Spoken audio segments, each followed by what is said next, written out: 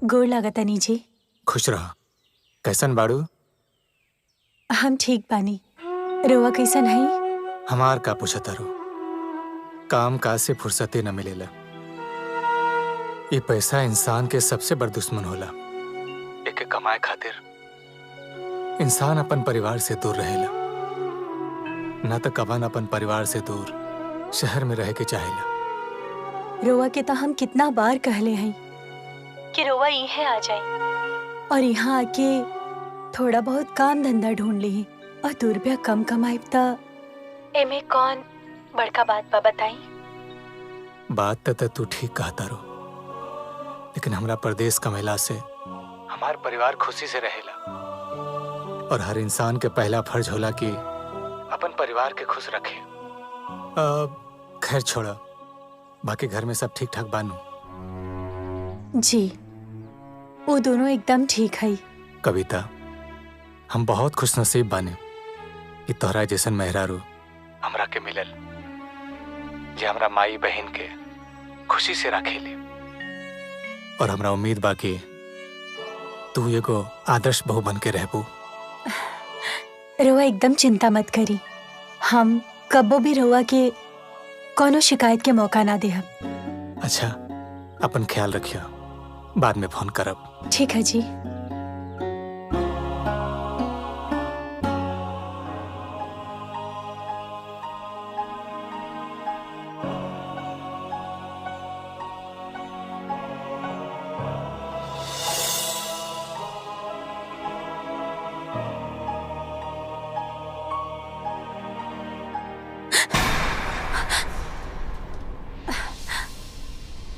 अरे आयरन हो गेल का? जला देलस ना? ना ना बबनी, पता ना कैसे, लेकिन शायद गरम होखला की वजह से जल गई। तू हमार इतना महंगा कपड़ा जला दिहलू? हाँ, हम सब जाना तनी तू जानबूझ के कैलू है ना? तोहर आँख के काटा भइल बानी हम। का भइल भगनी? ये देखा, हमार इतना महंगा साड़ी जला दिहलसी। रुका, हम माई के बुलाओ तनी। माई, माई। दीदिया, अरे चिल्लावा मत, आज हम एकर इलाज करब। देखा, ये हमार साड़ी जला दिया इतना महंगा। तोहर इतना हिम्मत हो गई बारे? हाँ, तो हमार बेटी के इतना बड़ नुकसान कैली। हाँ, देखा हम कैसे सिखावा तनी।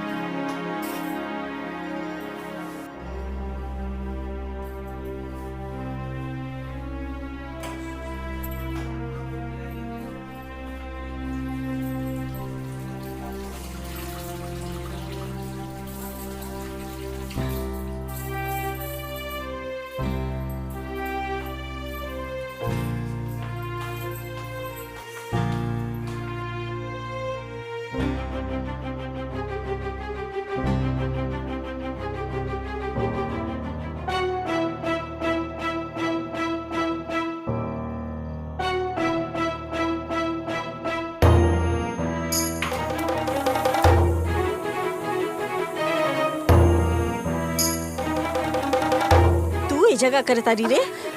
अरे माई, हम तो आराम से सुतर रहनिया, अब फिर अजीब तरीका के दुर्गंध आवे लागल हमके। दुर्गंध? कुछ महकत नहीं क्या कम आई तोहरा के?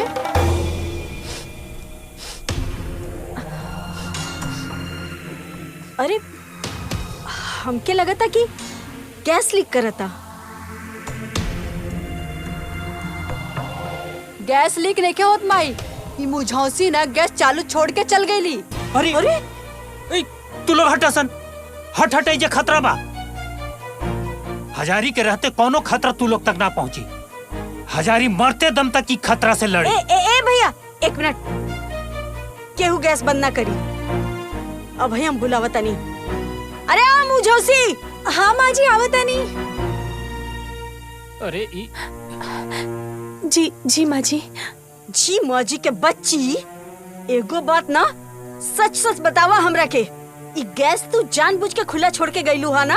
हाँ, त ताकि ई गैस में हमनी के जल के मर जावल जा और तोर पोरा का पूरा रास्ता साफ हो जाए। ना अम्मा जी, रोवा ऐसा काहे कहा तनी बताई। हमार सास आई जो हमार माई सामान। हम तो ऐसा सपने में भी ना सोचिनी कि हम गैस चालू करके अपन पूरा परिवार के मार दे। अच्छा तो ये फिर गैस चालू करके तू हमरा हमने सबके बचावत रहलू है का? हाँ तू हर ना सारा तिरिया चरित्र जाना तनी हम अच्छे से। गुड़िया ऐसा मत बोला। हमके बहुत अच्छा से याद बा कि हम गैस बंद करके ही गए रहनिया। तो फिर ये गैस अपने आप चालू हो गई? हाँ अपने आँख से देखनी हम आई। हाँ अरे किचन साफ करके गई लिया और गैस चालू छोड़ के भाग गई लू ताकि ये गैस पीछे से जरी और हमनी सब एक के साथ निपट जाये। बबनी ऐसा अपशगुन मत बोला। तू काहे झूठ बोला ताड़ू? हाँ क्या बोला तारू? हाँ हम झूठ बोला तानी और तू बड़का हरिश्चंद्र के बेटी भइल बड़ू का? हाँ अरे तोर इतना हिम्मत है तू हमार बेटी के धक्का मारलू। हाँ अरे रुक, ये ऐसे ना मानी। ये ऐसे ना मानी, रुक। पकड़ एकरा के। ये ऐसे ना। छोड़ दी हमरा के। रुक अभी। छोड़ दी अम्मा जी। छोड़ दी अम्मा जी। समझ में आई। अब एको बात ना ध्यान से सुन। अगर आज के बाद ना हमार बेटी की तरफ आँख उठा के भी देखबू ना तो तोके हम जिंदा जला दे। जानलू के ना तू? कल मुही कहीं की। चल हमार बच्चिया ना। अरे हमार बच्चिया यही तरह बंदले छोड़ दे एकरा के। चल चल हमार बेटी ना।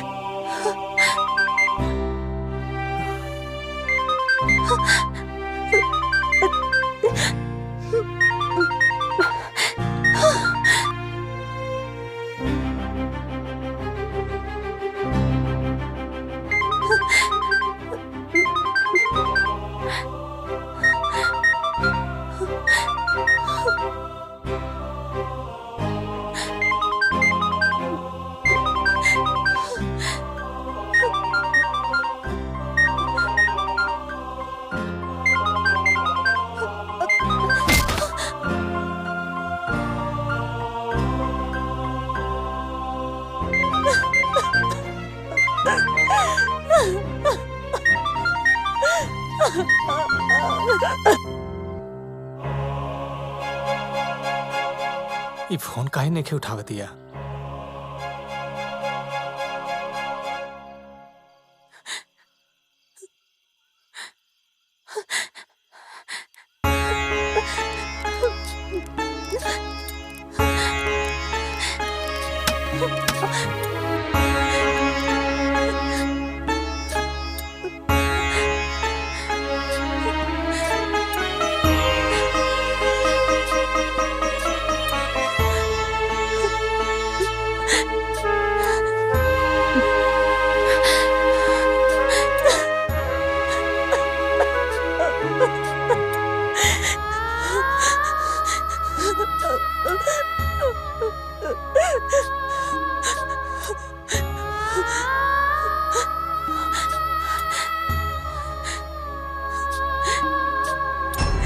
मामा जी हमारा हाथ खोल दी ना। हमके बहुत प्यास लागल बा। खोल दी ना मामा जी। मामा जी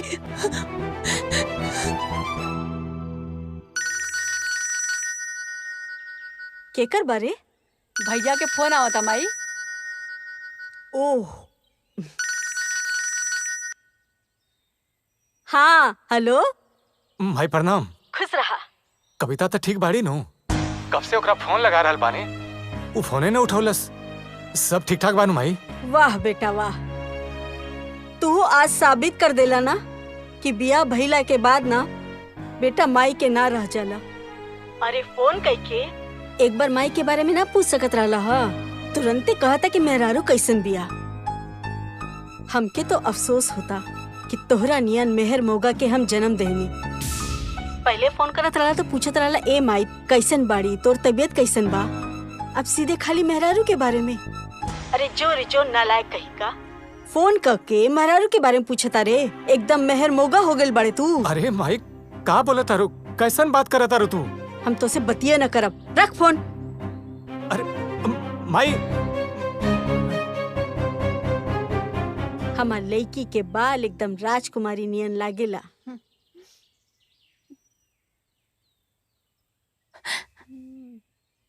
अम्मा जी, हमार हाथ खोल दी ही ना, हमके बहुत प्यास लागल बा। ओहो, प्यास लागल बाटे? हाँ, हाथ खोल दे, दे खोल दे।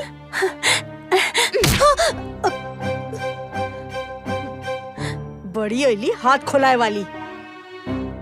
हाथ खुलावे के बाना तो चुपचाप ना पहले हमार बेटी के पैर में गिर के नाक रगड़ के माफी मांग, तो हाथ खोल दे। ताकत का बड़ी रे, कहनी है ना माफी मांग, जरा फुर्ती से।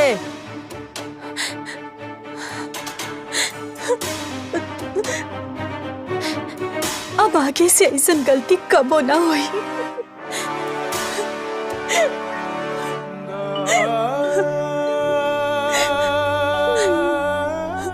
ठीक बा, अब जो यहाँ से, और आइंदा से ना अपना हद में रहिए, वरना पिए के लायक ना छोड़ो।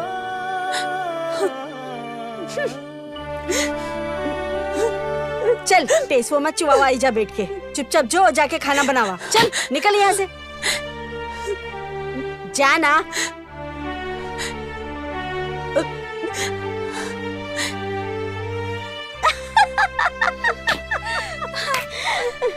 प्यास लगल वो।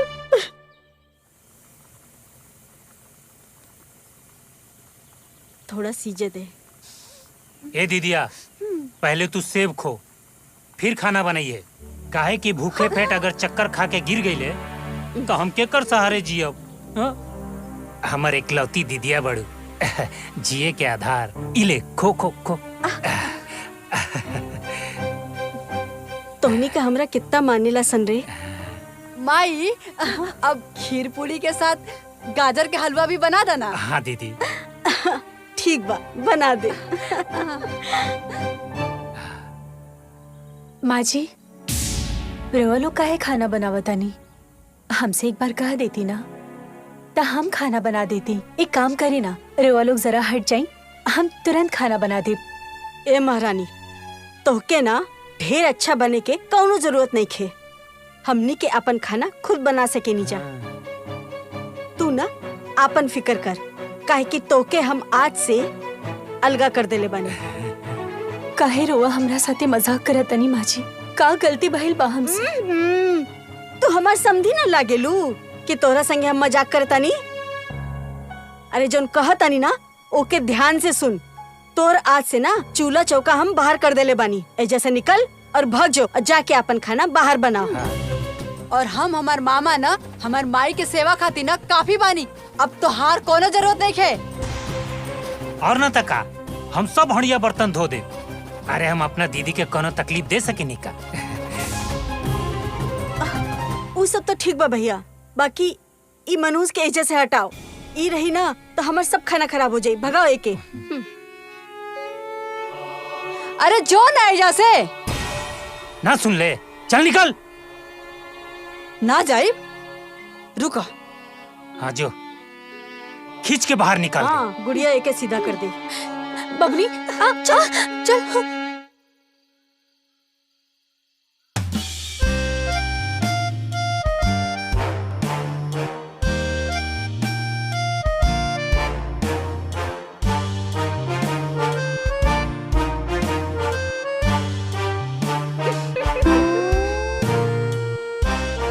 अरे मामा, तनी आराम से खा, खाना भागल लिखे जात। अरे भगनी, इतना लजीज खाना 1 साल बाद मिलल बा, हमरा के खाए दे, डिस्टर्ब मत कर।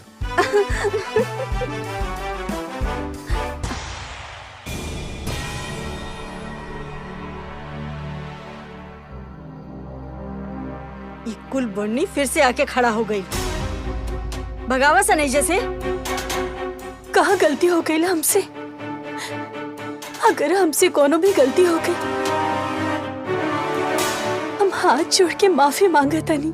रउआ का हफ्ता हम पैर भी पड़ ले, लेकिन हमरा साथे ऐसा फर्क मत करी अम्मा जी, ना तो उनका के पता चली तो उनके बहुत दुख हुई। सिर्फ इतना ही ना, वो हमसे हमेशा कहत रहनी कि हमार माई और बहन के ख्याल रखिया। ए चुप कर, यहाँ खड़ा होके ना ढेर इमोशनल ड्रामा मत कर, जल्दी के नहीं। तो के हम एक बार कह चुकनी ना कि हम तो के ई घर से अलगा कर चुकल बानी। अब के का सोचेला के ना सोचेला ना, ओसे हमके कुछ फर्क ना पड़ेला। अलगा कर देनी मतलब कर देनी, निकल यहाँ से।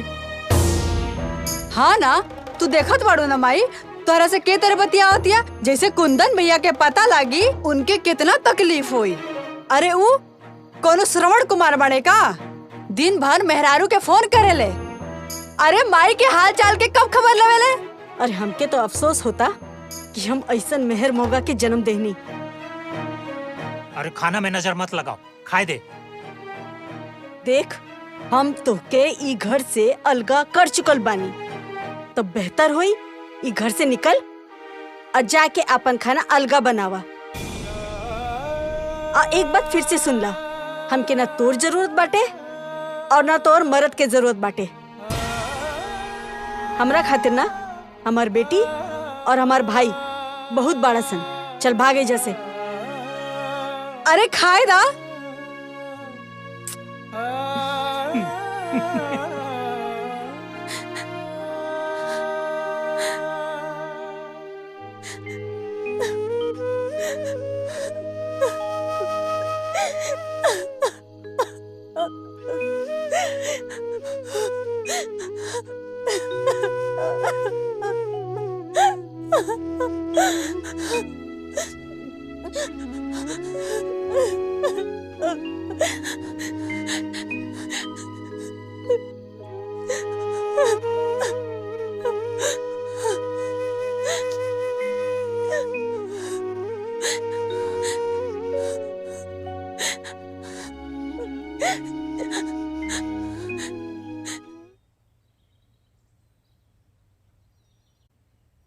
ए दीदी, तू खाली बैठल ठीक ना लगेलू, ले सेब खो। हम कितना भाग्यशाली बानी ना कि हमके तोहरा जैसन भाई मिलल। तू हमर बहन बड़ू, हम तोरा लागे खाली बस तोर सेवा खातिर बनी। काहे कि बड़ बहन के तो माई जैसन स्थान होला। कबो कबो तो सोचे नहीं हम तोहनी के ना रहता सन तो हमार का होत। अच्छा दीदी, हाँ? हम रतवा के जे बात कहनी है ओकर बारे में का सोचलू है? एमा सोचे के का बा, रुक।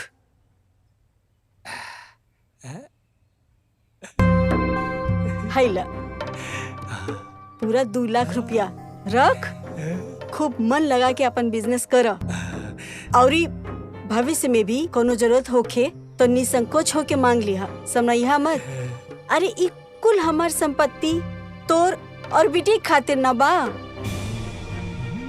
बाकी दूसरा के हमार संपत्ति पे कोनो हक नहीं खे। ए दीदी, कबो कबो लगेला ना कि दीदी के रूप में तू माई बड़ू।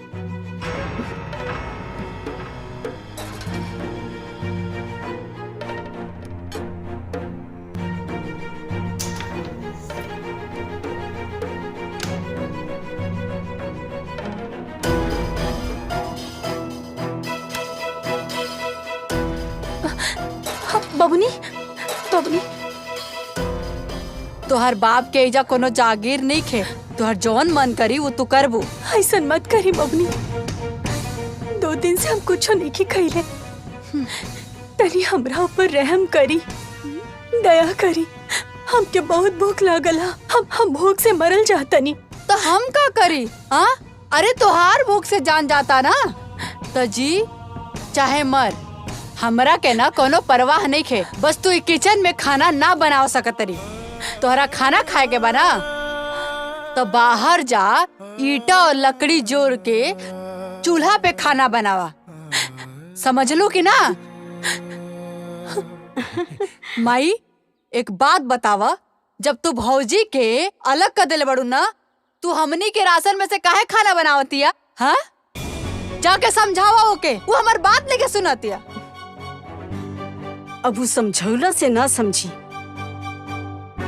आज ना ओकर हम ऐसन खबर लेब ना, ओकर हिसाब करके हम। अरे दीदी, ए दीदी, ए दीदी का भाई? अरे ए दीदी, माई, अरे का भाई? माई, माई, माई,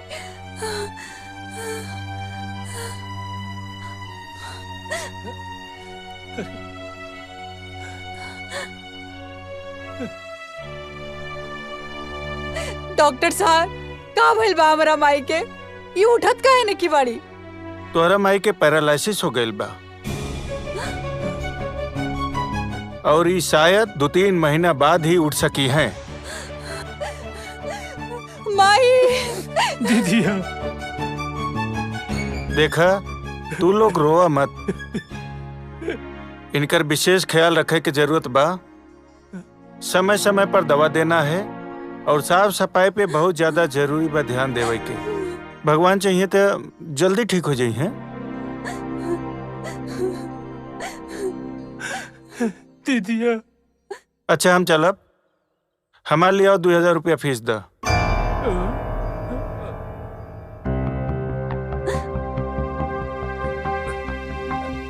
का बात करते नहीं डॉक्टर साहब? हमार दीदिया बिस्तर पर मौत से लड़ रहा बिया और और फीस की चिंता बा।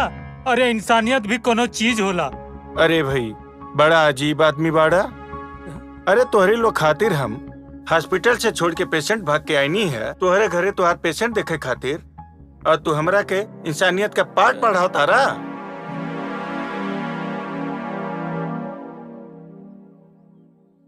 लावा फीस लावा। थैंक यू, और इनकर ध्यान रखिए।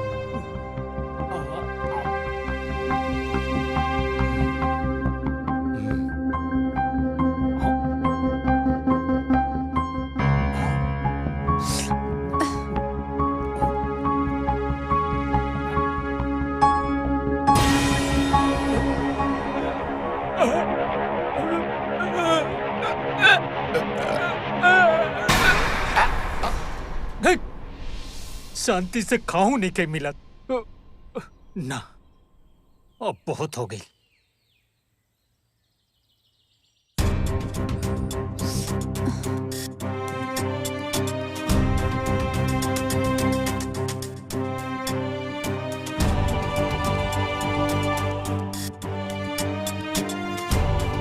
ए भगिनिया, तोर मामी के बड़ी तबीयत खराब बा, हमरा जाए के पड़ी। तू दीदी के ख्याल रखिए।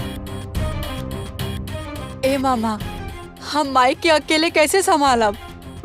अरे ये हालत में तो हमरा छोड़ के जाए के मन नहीं के करत, लेकिन का करी, मजबूरी बा।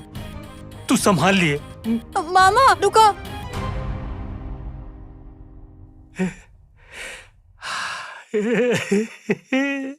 भाग हजारी भाग, अब हरियर पेड़ सुखा गए।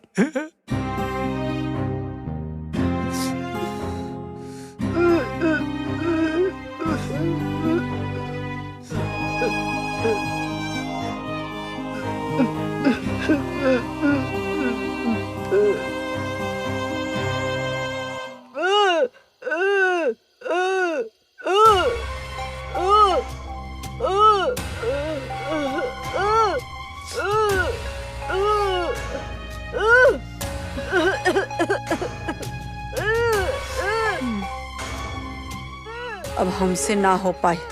अब बहुत कलिहनी तोहर सेवा। अब हमबू जातनी अपन ससुराल, अब तू अपन सेवा बहू से कराला। माई,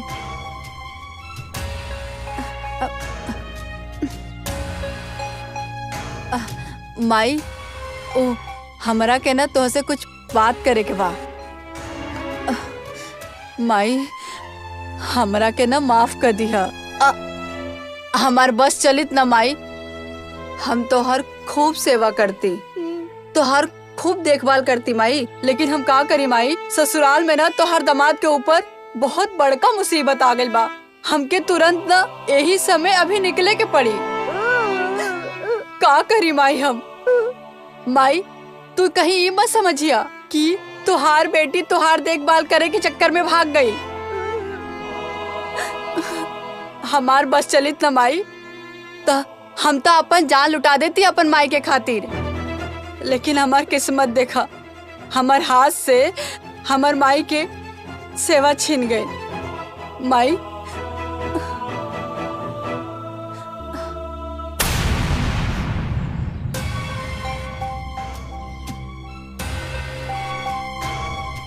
माई, तू अपन ध्यान रखिया। हम का करी माई, हमरा के जाए के पड़ी, बहुत जरूरी बा। हम जल्दी लौटम। हाँ, अपन ध्यान रखिया।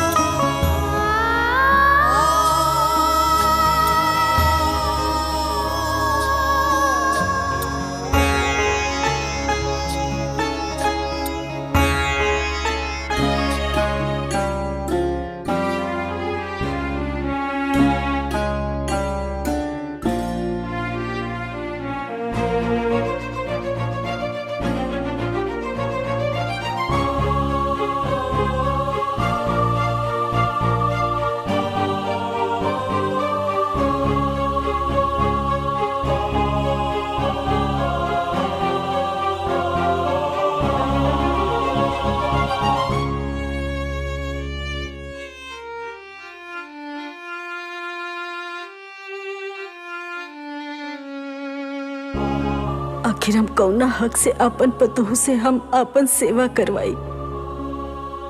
हम आखिर कौन नेक कर्म कैले बानी जो हम अपन पतोह से सेवा ली? हम कौना मुंह से ओकरा ऊपर अपन अधिकार जताई? हमार पाप माफी के लायक नहीं खे।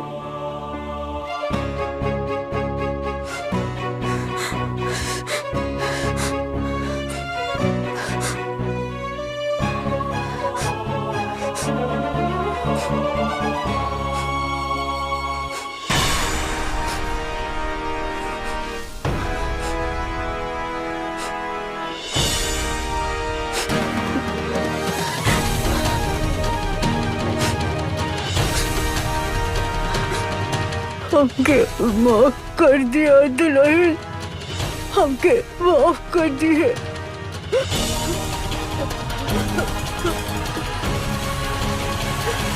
अम्मा जी,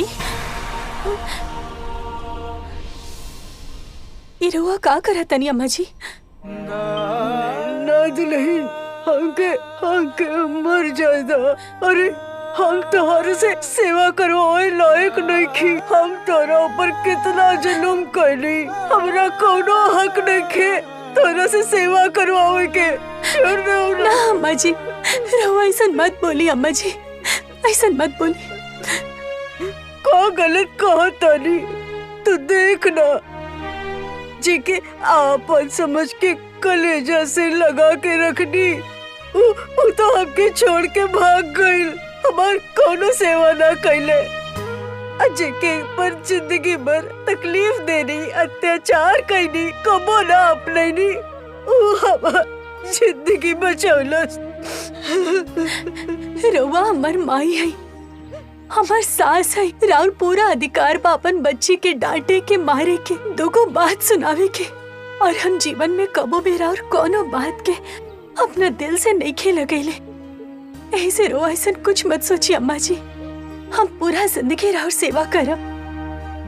ना ना ना, तू ऐसे ना बोल। हमार जैसे पापिन के ना तो के सेवा ना करे के चाहिए, हमरा के मर जाएगा। ना अम्मा जी, हमार बात सुनी। अगर रोआ ऐसा जिद करब ना तो ठीक बा, हमू रोआ साथे जहर पी लेब।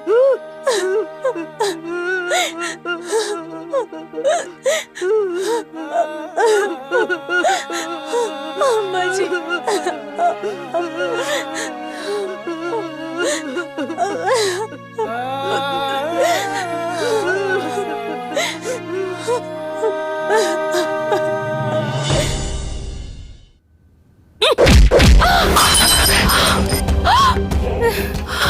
सवेरे सवेरे के कर मुंह देख लेनी? अरे मनोज, हाँ? तोर हिम्मत कैसे भइल रे सवेरे सवेरे हमरा पास आवे के? हाँ? अगर तोरा वजह से ना आज अगर हमार दिन बेकार गइल ना तो सोच लिए। चल मुंह ढक, मुंह ढक।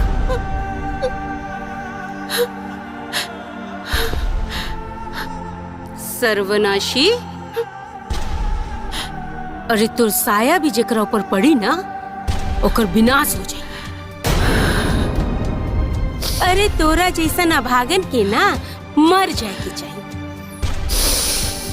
और आखिर जी के करबे करे हैं? और अगर तोरा वजह से हमरा के तन को आज तकलीफ भइल ना तो हम तोरा के जिंदा जला दे। चल निकल हमरे कमरे से।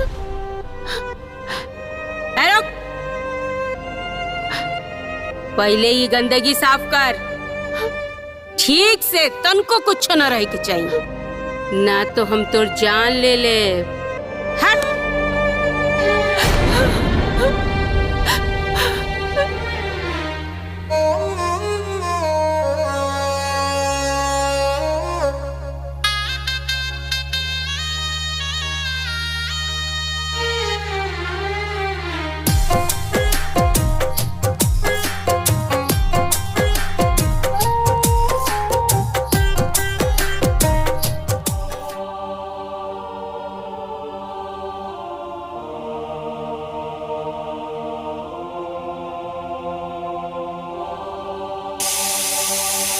बाप रे, कुकर सीटी दे देला, कहीं चावल जल न जाए। हम जाके गैस बंद कर देता नहीं, फिर आयरन करब।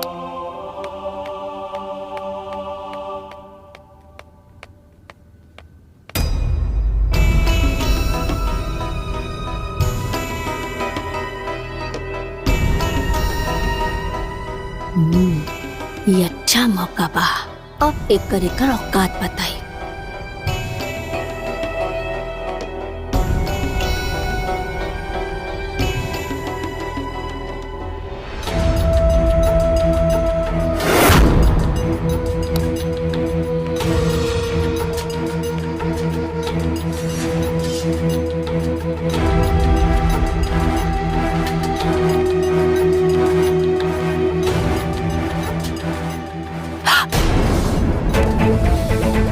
हे भगवान, हम तो आयरन के बगल में रख के गई रानी, और स्विच भी ऑफ रहे, तो ये साड़ी जल कैसे गई?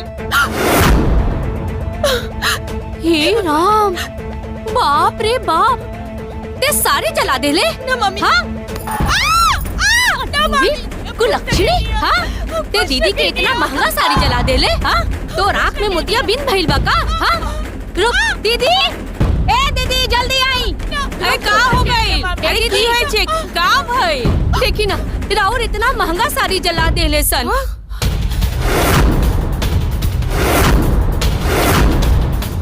माँ, हम कसम खा के कहता नहीं, हम स्विच ऑफ करके गई रहती, हमरा के ना पता बाकी कैसे जल गई।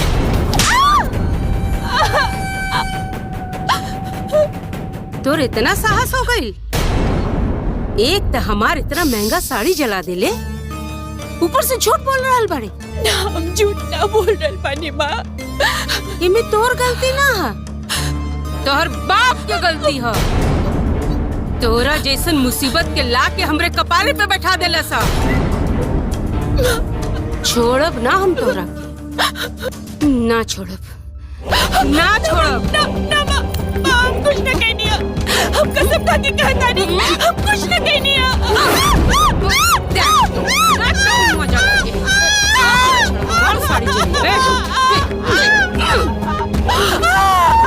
ऐसा लगा था।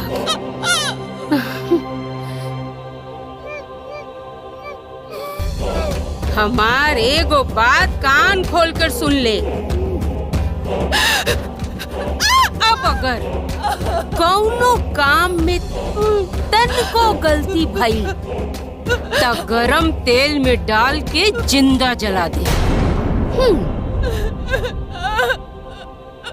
शाबाशी को चला भौजी।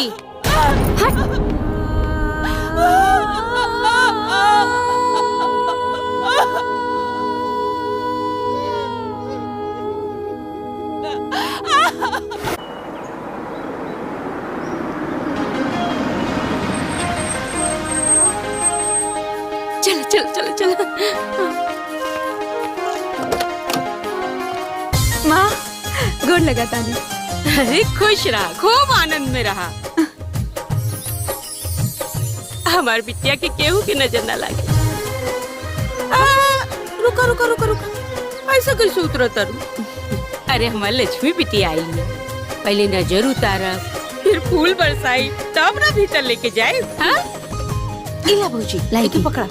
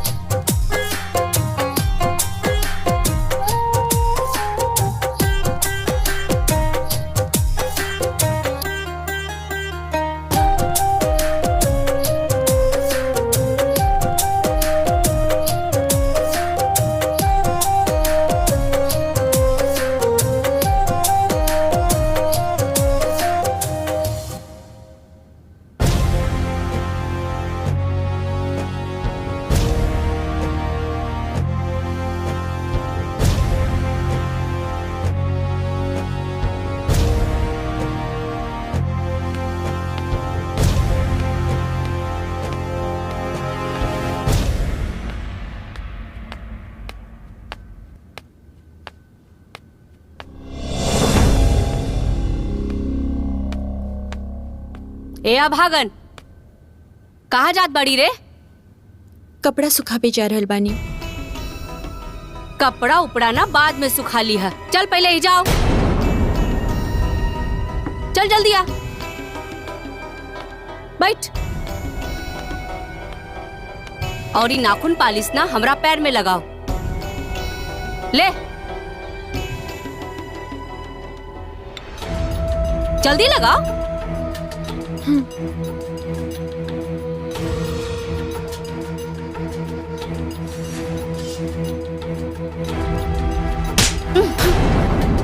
ये फर्क होला एगो सुहागन में और एगो अभागन में। हमरा के देख ले, हम तो सोलहो सिंगार कर सकतानी, बाकी तोहरा नसीब में ई सब नहीं खे, काहे कि तू एगो विधवा अभागिन बाड़े। और तोहरा के पता बा कि सफेद साड़ी एगो विधवा के काहे पहनावल जाला? काहे कि ई सफेद कपड़ा एगो लाश के ढकल जाला, ओढ़ावल जाला, और ते एगो जिंदा लाश बाड़े, लाश। चला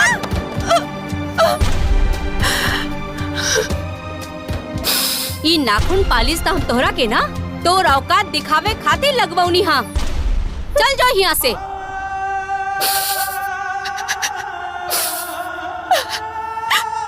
और जल्दी मारू कर एकरा के। दिमाग खराब कर लिया।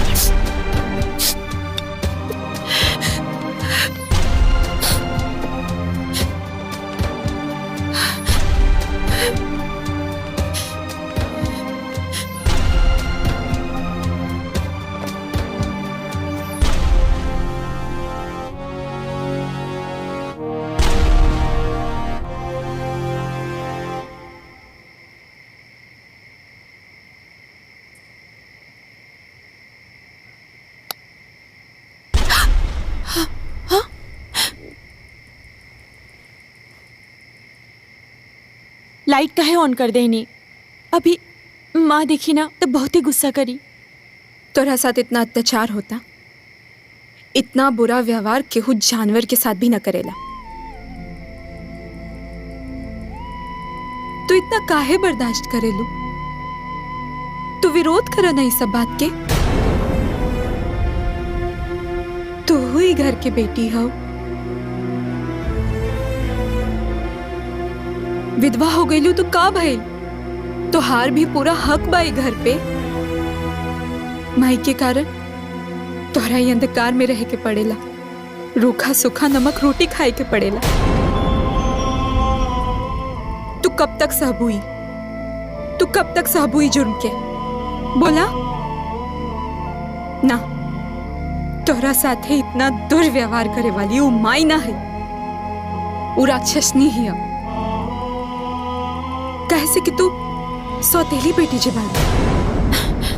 ए चंदा, माई के बारे में ना ऐसे ना बोलल जाला।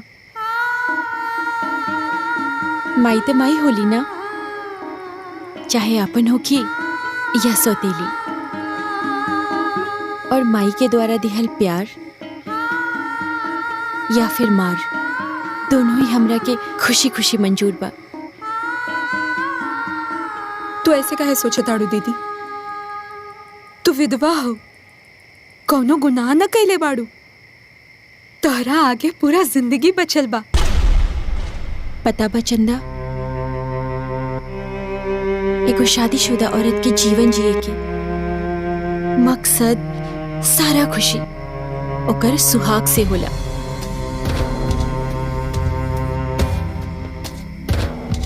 मगर अभागिन बल्ला के बाद ना सब कुछ खत्म हो जाला। शरीर में सांस तो चलेला, मगर ये आत्मा ना मर जाला। एगो विधवा औरत के सारा इच्छा, प्रेम, ओकर जीवन, सब कुछ ओकर पति से जुड़ल रहेला। और मांग उजड़ जाला के बाद ना पति के साथ सारा खुशी मिट्टी में उन्हें दफन हो जाला। एगो अभागिन के पास बचेला ना सिर्फ समाज के ताना, अपमान, दुख, पीड़ा और खालीपन। ए चंदा, तू यहाँ से चल जा, न तमाई देख ली ना तो हमारी पीड़ा और बढ़ जाए। हम जैसे भी बानी, जैसे जीरल बानी, सब कुछ ठीक बा। तू हमरा के हमारे हालत पे छोड़ दा, तू यहाँ से चल जा, चल जा चंदा।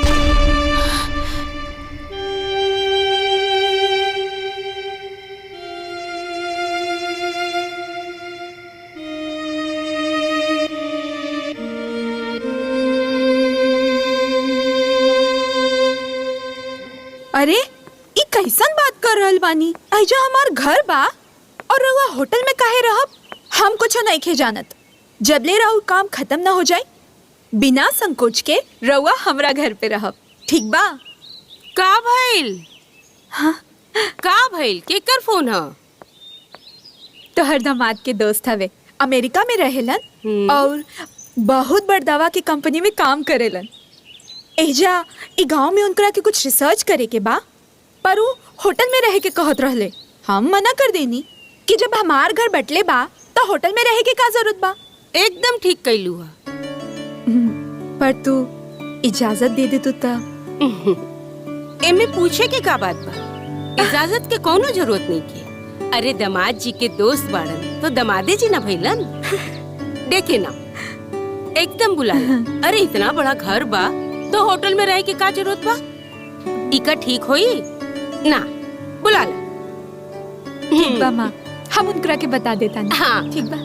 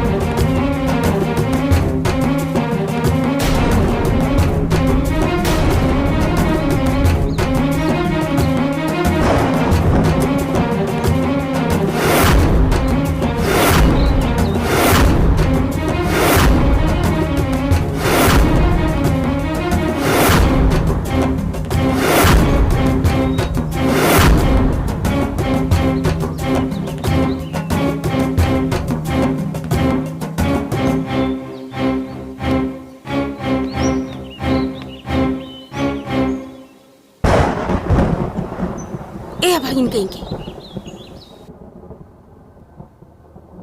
मेहमान कैसे काहे दरवाजे पे खड़ा करके रख ले बाड़ू? हटाओ जैसे। माई तोहरा बारे में हम तारीफ के पुल बांध ले हैं कि हमार माई मिसाल बाड़ी। सौतेली बेटी के वो अपन बेटी से ज्यादा प्यार करेली। और तू अपन दामाद के दोस्त के सामने अपन बेइज्जती कर रहल बाड़ू। आगे बोल भी तो ये सब पहले बतावे के चाहिए ना। अब देख तू हमारा एक्टिंग।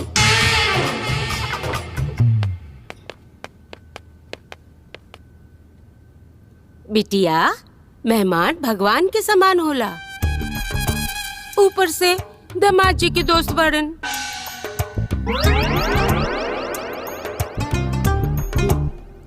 चला कोनो बात नहीं के, जाके इनकर खातिर चाय नाश्ता के इंतजाम करा। हाँ,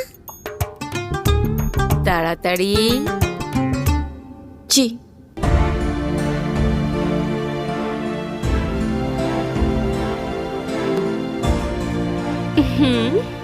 अरे ऐशो, अरे आवा आवा, आश आश।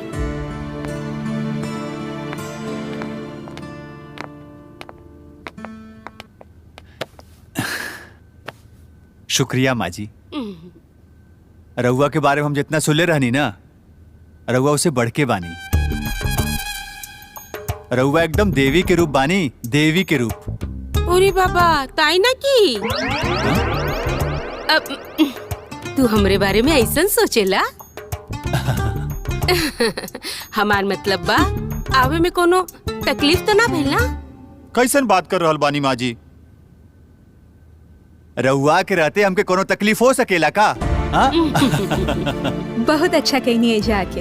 अब जब तक तोहार काम न खत्म हो जाए तू ही है रह हमारे घरे। रउआ सबे के तहे दिल से शुक्रिया, वरना आज के जमाने में एक अनजान आदमी के अपने घर में के रहे के देला? हाँ? ओरे बाबा, এটা তোমারই ঘর।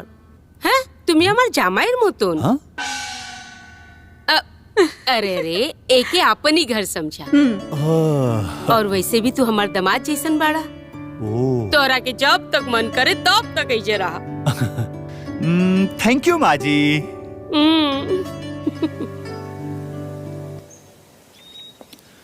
वंदना के विधवा के रूप में देख के हमके बहुत तकलीफ हो रहा बा। दीदी के यह दुख दूर करे खातिर तो हम तोहरा के हिजा बुलावनी हा कि तू हमार पति देव के दोस्त हवा। झूठ मूठ के? वो काहे खातिर? हम जाने तानी कि तू कॉलेज टाइम से वंदना दीदी से बहुत प्यार करेला, पर कहीं ना कहीं दीदी के डर के कारण तू अपन प्यार के इजहार न कर पावला। वंदना भी तो अपन प्यार की इजहार हमसे ना कहनी। एक तरफा प्यार सिर्फ दिल में हो खेला, वो कोनो मंजिल तक ना पहुंचेला। फिर वंदना की शादी हो गई और वो अपने जिंदगी में आगे बढ़ गई नहीं, और अब हम भी अपने जिंदगी में आगे बढ़ चुकल बानी। अच्छा, जिंदगी में आगे बढ़ गई बाड़ा, फिर आज तक शादी काहे न कैला तू? हम अच्छे से जानता नहीं कि तू आज भी वंदना दीदी से बहुत प्यार करेला। सिर्फ हमरा प्यार कैला से का होखे वाला बा? जब प्यार के अपन प्यार ना मिलेला ना, तब बहुत तकलीफ होखेला। पर प्यार में हार मानल जाला भी तो तकलीफ देवेला ना। देखा किशन, अगर तू हमार बहन से सच्चा प्यार करेला तो उनकर तकलीफ के साथ खड़ा रह के उनकर साथ दा। उनकर बेरंग जिंदगी में प्यार के रंग भर दा।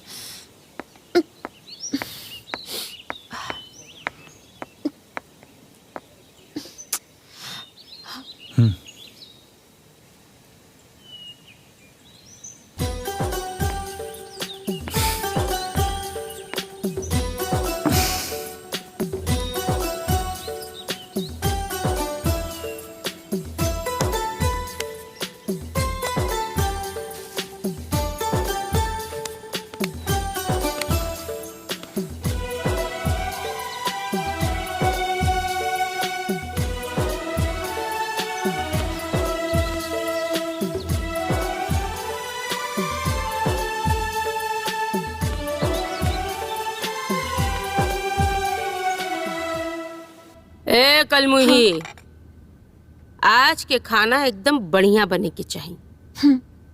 तनको कमी भइल ना तोर खाल खींच ले, जियल हराम कर दे।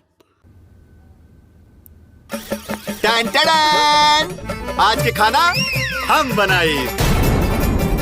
इटा की बोल छो? हाँ? ई का बोला तारा? तू खाना बनेबा तो हमरा के पाप ना चढ़ी। वैसे भी तू हमरे घर के मेहमान हुआ, और मेहमान से क्यों खाना बनवावेला? ए ना चलबे, ई ना चली। अच्छा देखी माँ जी, रउए ने कहले रहनी ये घर हमार भी बा, तो अपने ही घर में खाना बनावे खातिर केहू के मना कइल जाला का?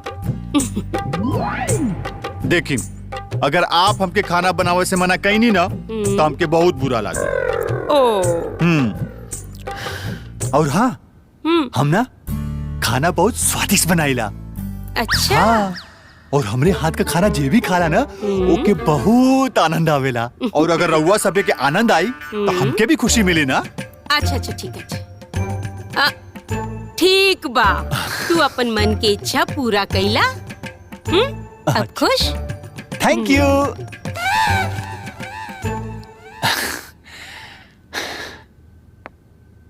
रुक, तू कहाँ जाता रू? जाके खाना बनावे में इनकर मदद करा। कौनो गड़बड़ ना होके के चाहिए जी, न तो जानी लेना हमके।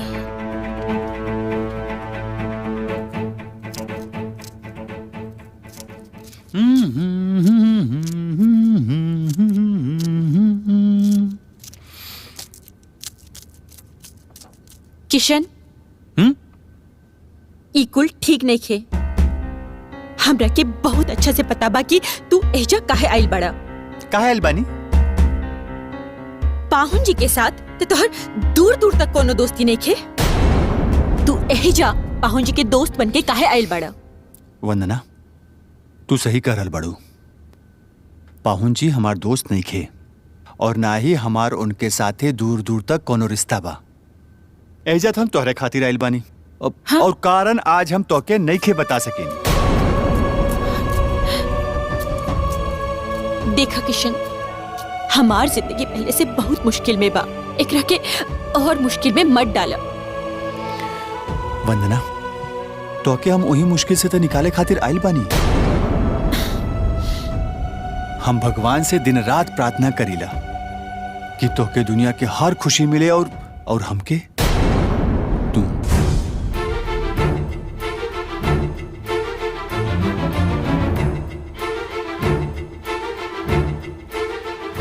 वंदना, एक बार हम अपने प्यार के इजहार ना करके आज तक पछता रहल बानी। अब हम गलती दोबारा नहीं करे के चाहत। हम तोके दोबारा नहीं के खो सकत। यही से आज हम अपने प्यार का इजहार कर रहल बानी। तू हमारे प्रार्थना का एक बेहतरीन ख्वाब पाड़ो। आज हमारी हाथ थाम के हमके और हमार ख्वाब के पूरा करता। ज्यादा ख्वाब मत देखा। हम यहाँ बहुत खुश बानी। हमरा के केहू के कोनो साथ के जरूरत ना बा, और ना केहू के प्यार के। तोरा के का लागता कि हम विधवा बानी, सफेद साड़ी में बानी, ते हमरा के केहू मर्द के मोहब्बत की जरूरत बा? और एक बात कान खोल के सुन लो, ना हमरा के पहले तोहरा से कोनो लगाव रहे, और ना अब बा।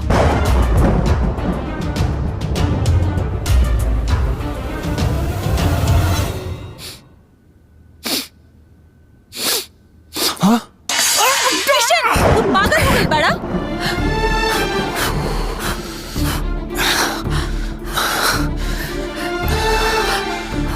हाथ चला ले ला।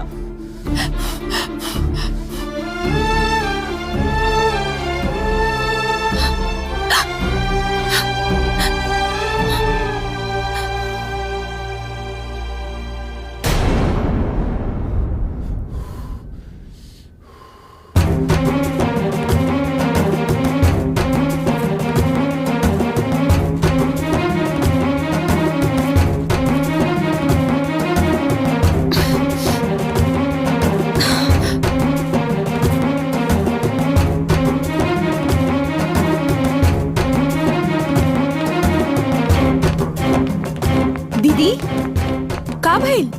इतना परेशान काहे बाड़ू?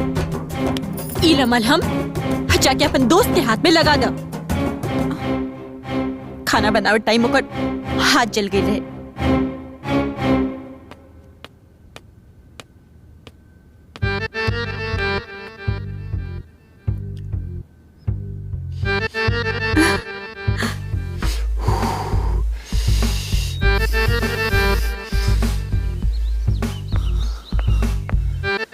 अरे रे रे, ये हाथ कैसे जला लेला?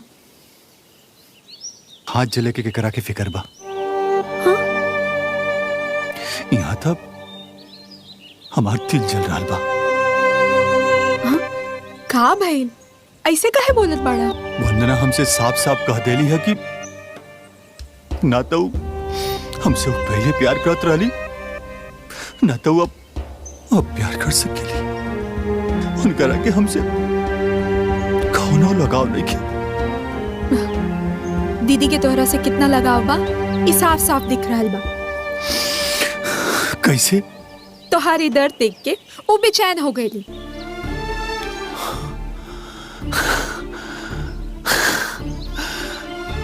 तू सच कहा तारू? हाँ, और ये बात की सबूत ई है। चलो छोड़ा, लावा हम दवा लगा दी। लावा ना,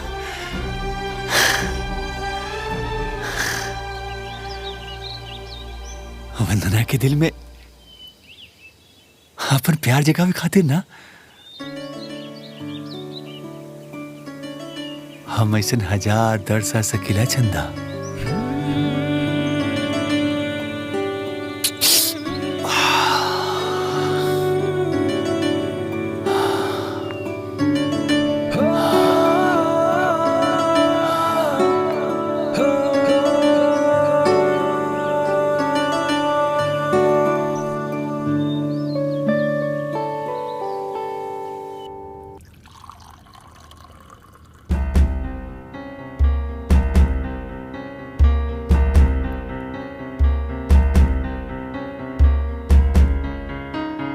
अरे वंदना,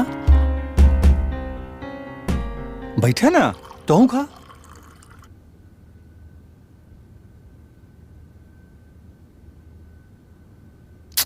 ई छोड़ा दा हमके। तू बैठा।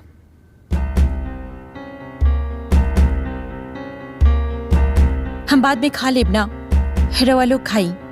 अरे बाद में काय खेबू? सब जने खात बड़े साथे में बैठ के खा। बैठा। अरे अम्मा जी, अब रहुए बोली ना कि यहो बैठ के हमने के साथे खाएं।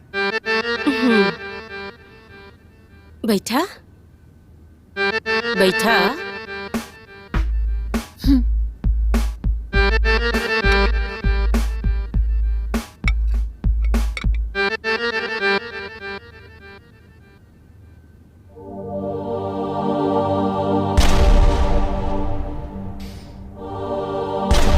खा।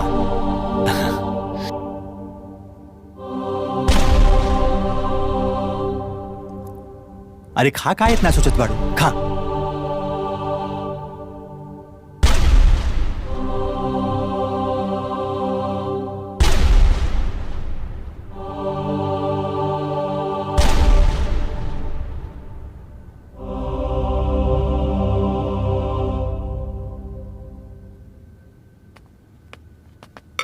करे कलमुही, जब से ही किसनवा आइल बा तोहरा के कुछ ज्यादा समझ में आ रहा बा। ज्यादा समझ में आवता ना माँ, आखिर हम खुद के हम काहे समझब? ता तोड़ औकात कैसे भइल रे? हमरा लगे टेबल पर बैठ के खाना खाए हैं? साहस बढ़त बा? ना माँ, हम अपन मर्जी से ना बैठले रहनी। हम तो किशन के दबाव में। कौना चीज का दबाव है? हमरा के सिखावत बड़ी? हाँ? ते बहाना ना बना सकत रहले, मना ना कर सकत रहले। ना, तू उछल के आके हमरे बगल में बैठ गई ठूसे खातिर। ए, सच सच बोल कि तू लोग दोनों के बीच में का चल रहल बा? ना माँ, कुछ ना चल रहल बा। रवा के जरूर कोनो गलत फहमी हो गई बा। अच्छा, तो हमनी के गलत फहमी हो गई बा। ये बताओ, अगर तोहनी दोनों के बीच में कुछ ना बा त किशन तोर हर काम खुद काहे करेला और जब देखा तोहरे आगे पीछे नाचत रहेला। दीदी, हमरा के त लागता ना इहे ओकरा ऊपर जादू टोना कैले बिया और हमनी के पीठ पीछे गुल खिलावत बिया। पूछी? तू ठीक बोला तरु भौजी, ठीक बोला। ई अभागन जौना दिन से किसना के देखले बिया, एकरे मुंह से लार टपक। ए, सच सच बोल, तोर और ओकरा बीच में कौनो नाजायज संबंध त नइखे भाई? तू विधवा के साथे साथे बच्चलन भी निकलबे, एकर अंदाजा हमरा के ना रही। हाँ? हमके बर्दाश्त नहीं के होत भौजी। मत काहे ना जाले। चलो चली दीदी।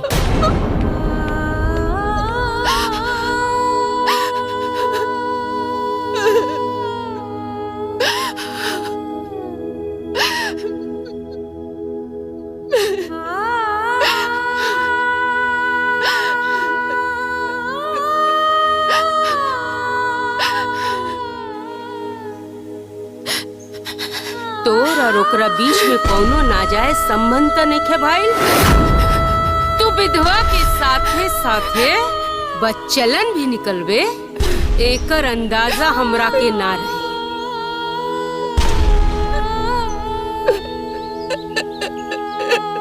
वंदना,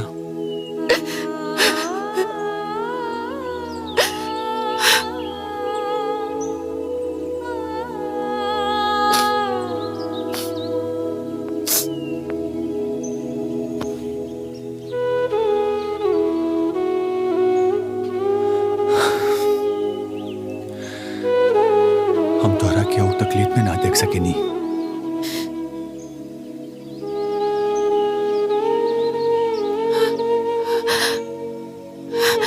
हमरे खातिर तोहारी आंसू बहुत अनमोल बा। एक ऐसी जाया मत करा।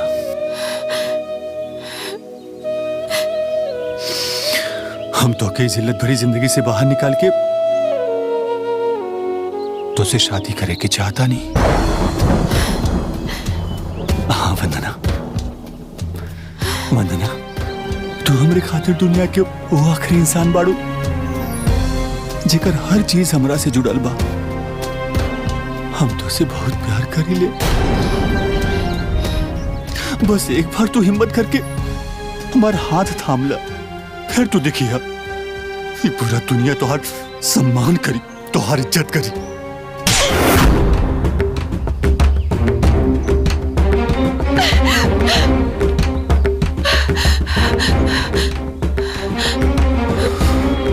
अरे कवन इज्जत, कवन प्यार। तोरा से ना तो हम पहले प्यार करत रहनी और ना अब करेनी। कोनो वास्ता नहीं खे। तोरा वजह से हमारी बचन कुछ इज्जत में नीलाम हो गई। तोरा से हम कब कहनी है हमरा के तोहार जरूरत बा, या हमरा के तोरा से प्यार बा? तू हमरा के विधवा के रूप में देख के हमरा के कमजोर समझ लेला ना। आज सिर्फ और सिर्फ तोहरा वजह से हमारी सफेद साड़ी पर दाग लग गई। आज हम खुद की नजर में गिर गई निहा। अरे वंदना, ऐसा काहे कह रहल बाड़ू? देखा, हमारी इरादा गलत नहीं के बा। हम तो से शादी करे के चाहतानी और इज्जत के साथ तो के अपने घर ले जाए के चाहतानी। अरे कवन प्यार, हमरा के ना तो प्यार चाहिए और ना ही साथ। तोरा वजह से हमार चरित्र पर आज उंगली उठल बा और हमरा के यार के मंजूर ना बा। हमरा के हमार हाल पर छोड़ दा, छोड़ दा। वंदना, अब हमरा के अपन माता पर और कोनो कलंक ना जाए। वंदना एक बार हमारी बात तो सुना। तू यहाँ से ना जेबा तो हमर मरल मुंह देखबा। तू यहाँ से चल जा।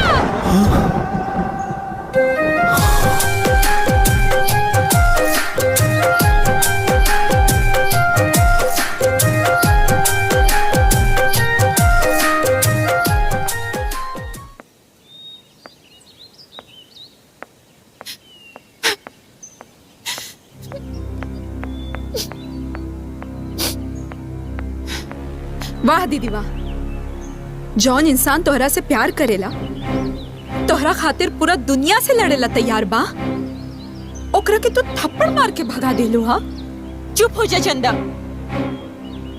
हम अब अपन और बदनामी ना चाहतानी। कैसन बदनामी दीदी? और एक बात बतावा, किशन के घर में आवे से पहले तुम्हारी घर में कौन इज्जत करत रहे? केहू ना? फिर भी तू उ लोग के बारे में काहे सोचताड़ू?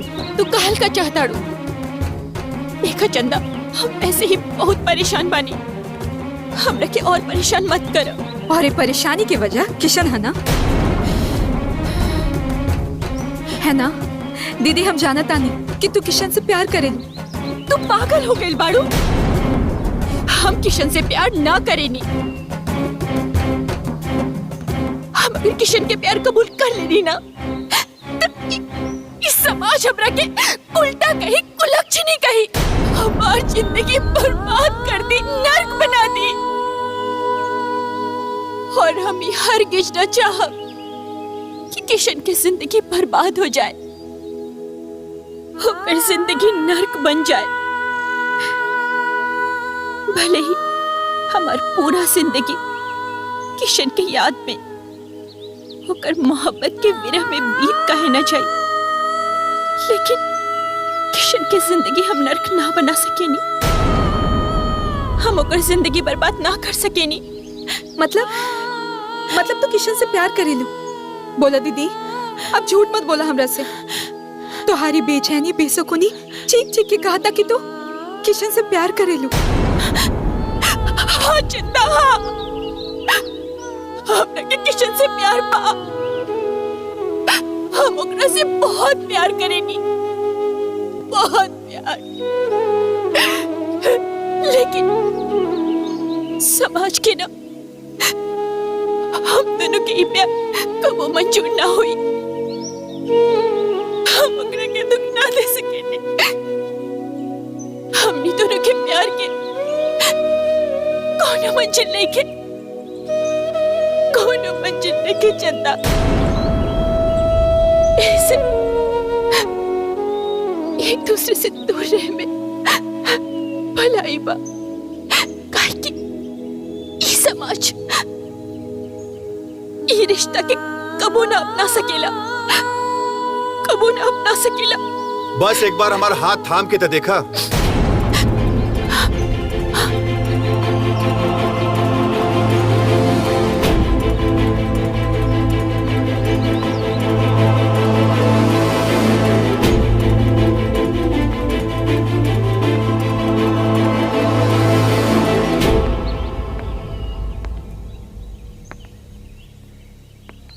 फिर हमने के साथ हर जन्म की हो जाई।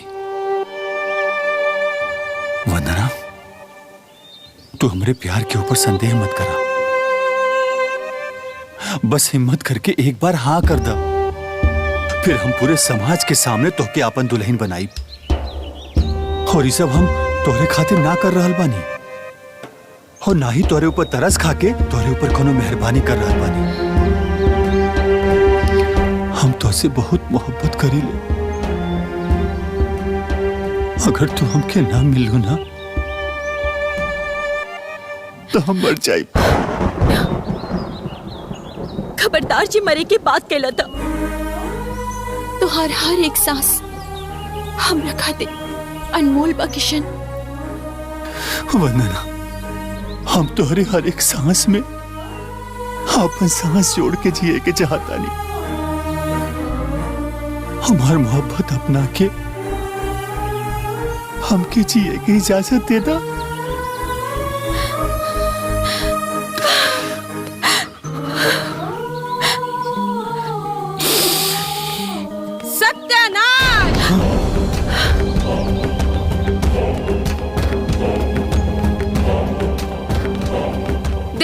बाबूजी देखा कैसन लीला चल रहल बा।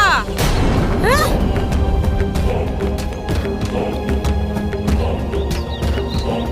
अरे कलमुही, एकर मतलब हमनी के शक सही रहे। हाँ? एकरा संगे तोर चक्कर चल रहल बना। हाँ। अरे ये सब देखे से पहले हम मर काहे ना गई। अरे प्रभु उठाला। एगो गैर मर्द के संगे लिपटा चिपटी करत अरे तोर इतना हिम्मत।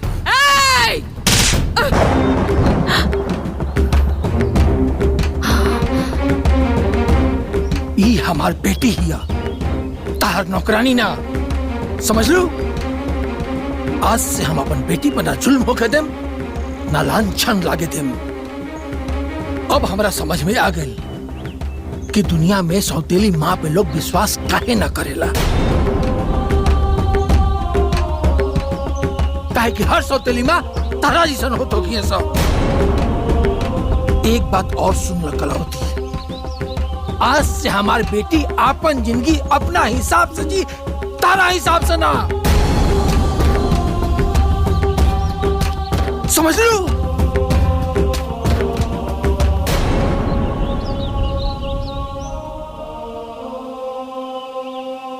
बेटा ये रिश्ता हमरा मंजूर बा।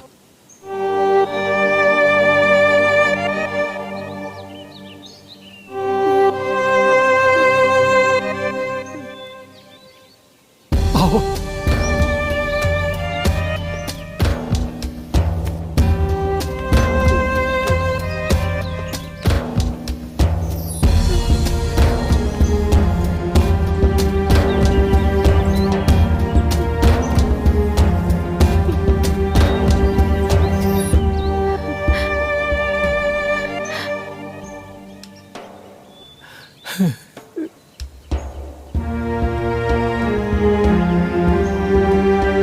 बेटा, हाँ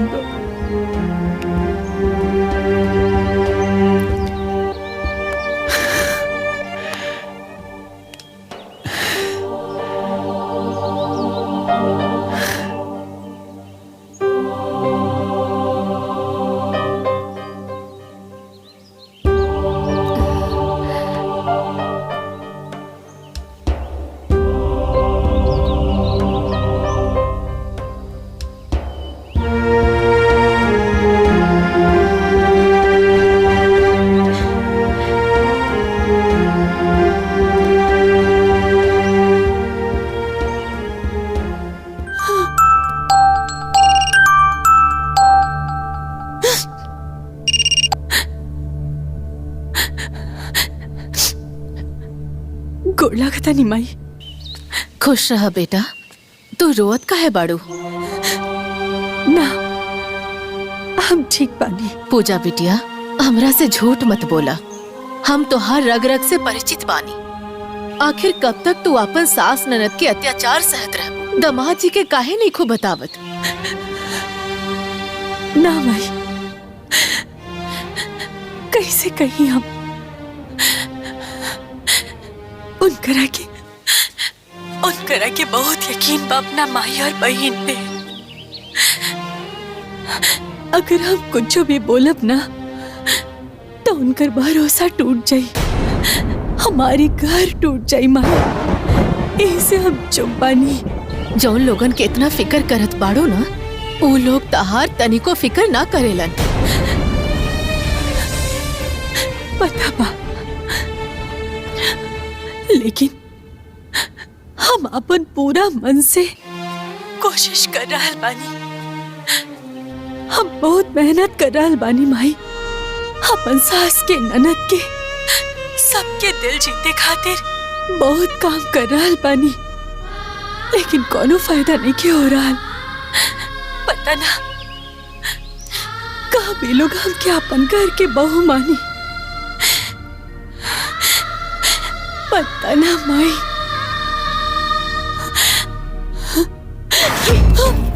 का रे करम जली, घर के सारा काम पड़ल बा, और तू एजे अपन माई से हमनी के शिकायत बतियावत रे? हाँ पूजा, तोरा के समझ में ना आवेला रे? रुक जा। ए भिकारन, तोरा के शर्म ना आवेला रे?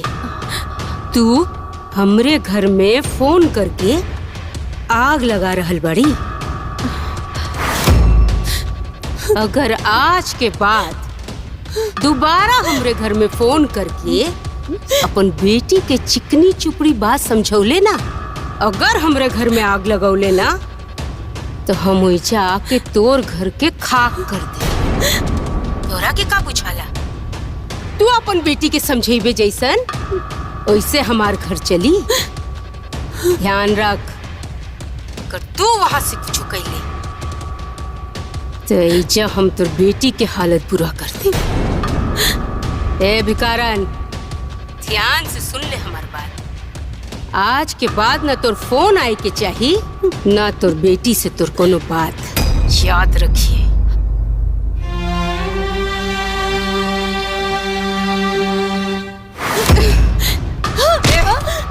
तोरा के बुझाला ना रे, बुझाला ना कोनो बात? हाँ?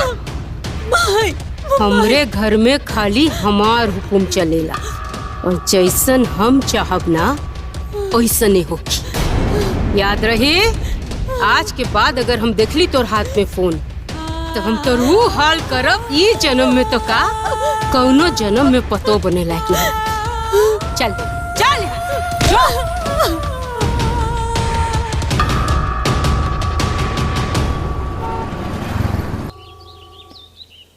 हेलो पूजा, तू कैसन बारू? हम एकदम ठीक बानी। काहे? पता ना, आज अचानक से हमारा मन बहुत घबराता पूजा। ऐसा लगा था कि तू कोनो मुसीबत में बारू। हम मुसीबत में कैसे रहब? इस स्वर्ग जैसन सुंदर ससुराल में हमके का हो सकेला भला? रउआ हमार चिंता मत करी, रउआ अपन काम पर ध्यान दी, ठीक बा? हमके पता बा, हमार माई हमार दोनों बहन तरह के हमेशा अपना पलक पर बैठा कर रखेला। यही से तुम चिंता मुक्त होके शहर में अच्छा से काम कर सकीला। अच्छा, अपन ध्यान रखिए। हम फोन रखता नहीं। जी ठीक बा।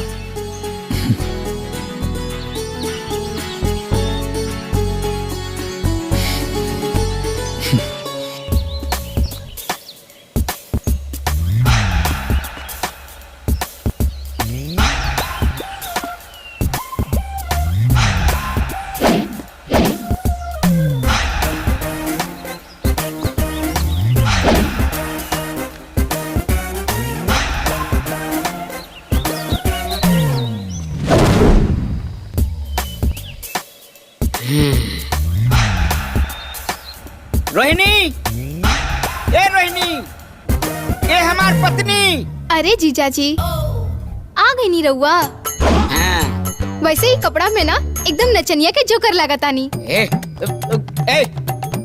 अब ही हम मजाक के मूड में नहीं की, कह देता नहीं। बुझ गई नू, हमार बीबी कहाँ बारी? बोला बा उनका के। ए रोहिणी, कहाँ बारे रे? अरे काहे इतना गला फाड़ फाड़ के चिल्लाता नहीं रहुआ? का भइल? सुना, हमनी के शादी के 5 साल हो गई, तू ससुराल में खाली 5 दिन खातिर रहल बारू। हमार बूढ़ माई के अपना हाथ से खाना बना बना के हालत खराब हो गई बा। अब हम पूरा तैयारी के साथ आयल बानी। कह दे बतानी, 1 मिनट में सारा सामान लपेटा, हमरा जोरे चला चला। हम ना जाए। अरे हमार तो किस्मत खराब हो गई है, जो रउआ जैसन आदमी से शादी हो गई हमार। हमरा जाए। अरे जे भइल से भइल, अब तू अपन सामान लपेटा चलो। अरे चलो ना जा। दमाजी, खुश रही। गोर लगता नहीं। अरे दमाजी, ससुराले आइल बानी, तनी खाई पी आराम करी, ओकरे बाद लेके चल जाए। पक्का नू? एकदम पक्का। हम कहा तनी नू। हाँ ठीक बा। आई आई आई, चलो तू आवा। आई, चल चल। अब जाए के ही पड़ी।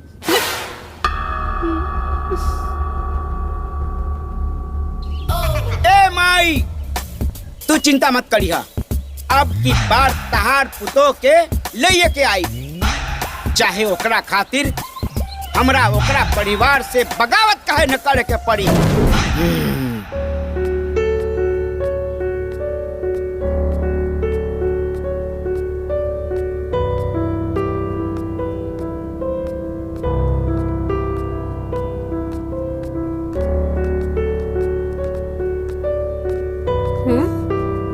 का भइल? काहे इतना परेशान बाड़ू? अरे माई, हम बहुत टेंशन में बानी। काहे? आ ऊपर से चिंता सतावता। ई जौन डब्लू बा बड़ा मजबूत इरादा से आइल बा हमके ले जाए खातिर। ए माई, हमके ससुराल नहीं के जाए के, तू कुछ करना माई। अरे पगली, तू हमार बेटी हो, बिमला देवी के बेटी। हम तो बड़का बड़का मुसीबत चुटकी में हल कर देला। कमाची कौन खेत की मूली बा? रुक, आवतन।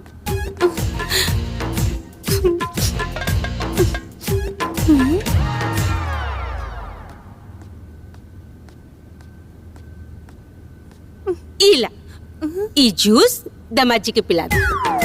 अरे माई, तोहरे दामाद जी के सेवा सत्कार नहीं करे के, भागावे के बा। ऊपर से तू जूस पियावता रे। अरे पगली, ई जूस ऐसन वैसन जूस ना हा। ई जूस में जमाल घोटा मिलावल बा। ई जूस दामाद जी के अंदर और दामाद जी घर के बाहर। अरे माई, तू कितना अच्छा बड़ी। दे, हम पियावता नहीं। सुन, ई वाला पिया के भगा के। ई वाला। थैंक यू माई, तू एक नंबर के माई बने। जा, ठीक है। अब आई दामाद जी के मजा।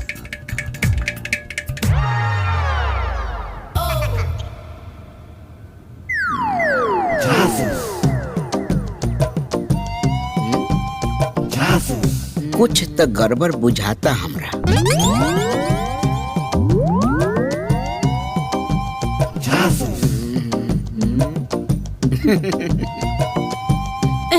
अरे इतना देखत का बानी? उठाई पी। स्पेशल जूस हवे रउआ खातिर। रउए ने कहत रहनी कि पति के सेवा में ही सारा सुख होला। तपी रउआ खातिर एकदम स्पेशल जूस बना के लियाल बनी अपने हाथ से। चल चल जल्दी पी। उ तो ठीक बा, बिना तोहरा के पियोले हम कैसे पियब? अरे कहे ना, हमहू पियब, रउआ पियब। चली उठाई। पिया तानी नु। हाँ, भैया नमस्ते।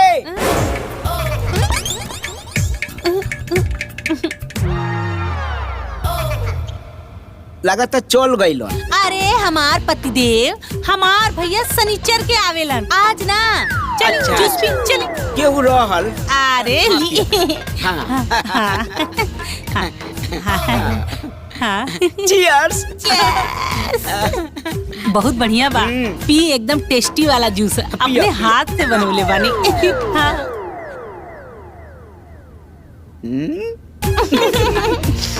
पी पी, स्पेशल जूस। जूसवा में चीनी ज्यादा पड़ गइल बा। एकदम नींबू डाले बानी, चीनी ना। अच्छा।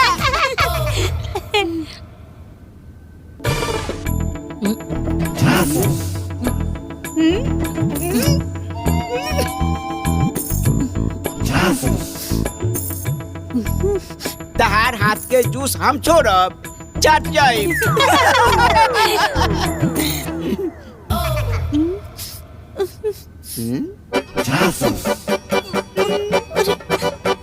अरे अरे अरे अरे का भइल?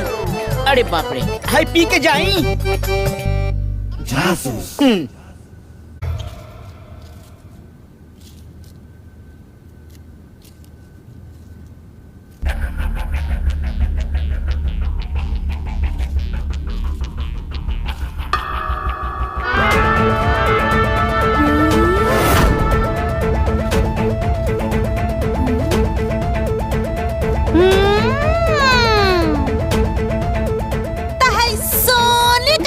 पहिन के तो प्याज कटबू। तू इतना सुंदर बाड़ू कि इतना सुंदर कंगन पहन के कटबू प्याज। तोर मुबारे, चल निकल निकल निकल। अरे ना दीदी, ना दीदी, मत ली दीदी। ना दीदी। इतना बढ़िया कंगन। चल वो निकाल। ना निकाल दीदी, निकाल। ना दीदी, ना दीदी मंदी निकाल दे कहा ताली। अरे बाप रे बाप, आईली हम मुंह बाटे इनकर सोने का कंगन पहिरे खातिर। भिखारन कहीं की। चल ये हमरे लायक बा।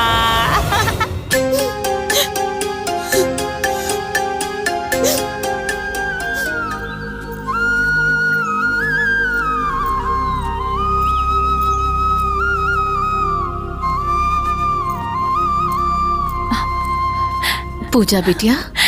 माई खुश रह।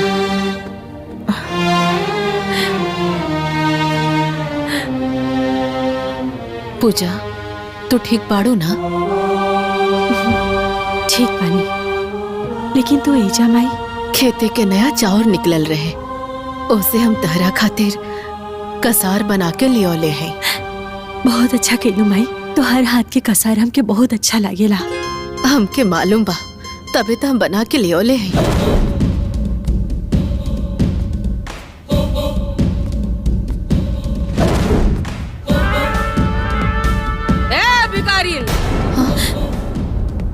तोर हिम्मत कैसे भइल हमरे घर में आवे? भिखारन ना, ई हमार माई है। अच्छा भइल की बता देले से कर माई हिया। ऐसन बुझाता कि कहीं के मुखियाइन हिया।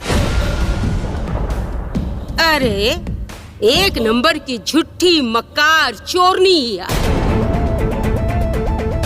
दहेज के वादा करके दहेज ना दिलस। अरे हमार तो किस्मतें खराब रहे जो तोरे जैसन भिखारी के संगे रिश्ता कर लेनी। ठीक कहा तारे माई, एकरा शर्मो ना आवेला। जब देखो तब चुक्का भर मिठाई लेके चल आवेले।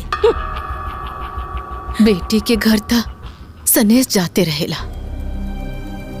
हमें जा शौक से नहीं खियाली, सनेस लेके आईली।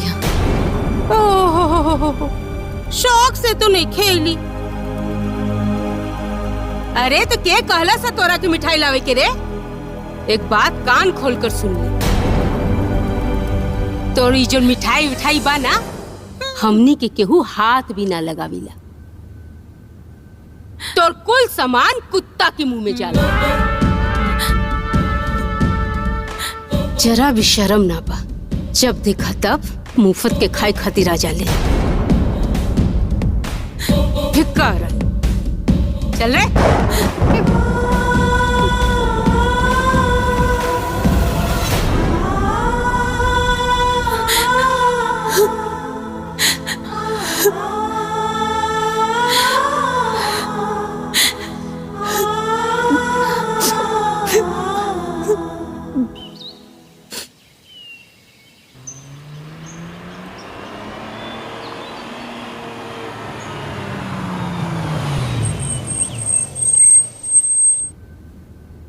मनहूस चाय तो बढ़िया बनावेगी।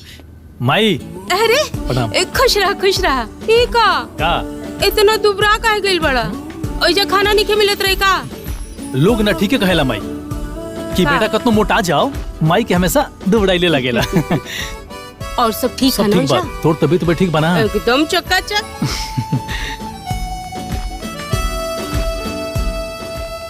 अरे सासू माँ प्रणाम। खुश रह बेटा। रउआ कब नहीं है? अरे तोर सासू माँ के तो 3-4 दिन हो गए जा। अच्छा अरे इतना बढ़िया कसार बना के ले आयल रहनी। अरे हमनी के तो खात मोने भर गई। अरे गंगा बहन खड़ा काहे बनी? आई ना, बैठी ना। अरे आई ना, बैठी ना। अब बेटा तू भी बैठ। देखी हमार सासू माँ कहिला आज 3 दिन हो गई, हमरा अभी तक पता ना चलल। अरे हमनी के इनसे बतिया के मन नहीं के भरत, तोरा के कैसे खबर करती? ए माँ जी ले फल खाई काहे शर्माता नहीं? ली खाई। हाँ खाई। अरे खाई ना, ली ना। अरे खाई ना, रउआ हमरे माई माँ जी खाना में का बनाई? का खाना कैले रहलू? आज शाम के खाना हम बनाए, तू आराम कर। जा जा जा जा जा, जा। आओ। अरे आराम से आराम से। बैठा। देखा सवेरे खाना तू बनैले रहलू, अब सांझे के ये लोग खाना बना। हाँ, हर टाइम तू ही थोड़ा खाना बनेबू। इला तू लोग बैठ के दोनों फल खा ला। इदे माई हमके। दीपक कितना दिन बाद आइल बा, तू लोग दोनों बैठ के बतियावा लो का बहन जी? हैं? चल हमने के अंदर चल के चाय पियल जाओ, अपन वही जे बतियाई। बैठा आई बहन जी, चली चली।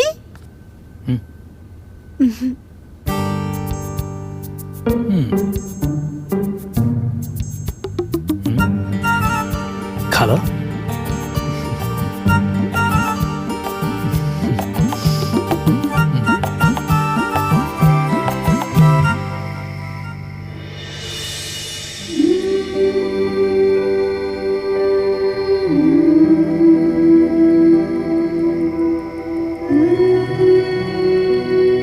अरे एकर का जरूरत रहे?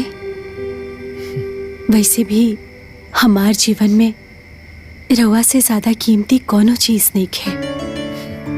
पूजा, हम पिछला जन्म में जरूर कोनो अच्छा काम के लिए रही कि तोरा जैसे हमरा मेहरारू मिलल। ना तो देखला आज के जमाने में सबसे पहले मेहरारू अगर घर में आओ तरी सन तब माहिया बेटा के अलग कर दे तरी सन, लेकिन तू हमरा फैमिली के हमेशा जोड़ के चले लो, हमेशा प्यार देवेलू।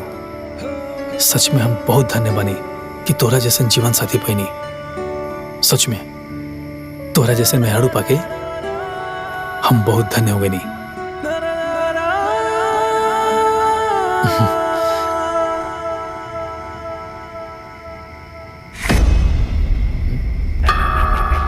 पूजा, ये चोट के निशान किसन? कुछ ना, इता बस ई कपड़ा धोत वक्त लाग गई हुई। अरे लेकिन ये बहुत चोट के निशान बाटे। एक सेकंड रुक, हम लेके आओ। अरे सुनी ना, रह दी जाए दी तनी साबा का रह दी? हाँ हाँ इतना चोट लगल बा? कहा तरू की हल्का फुल्का बा, हल्का फुल्का लगल बा दाहिने। अरे तनी ध्यान से काम करो ना पूजा।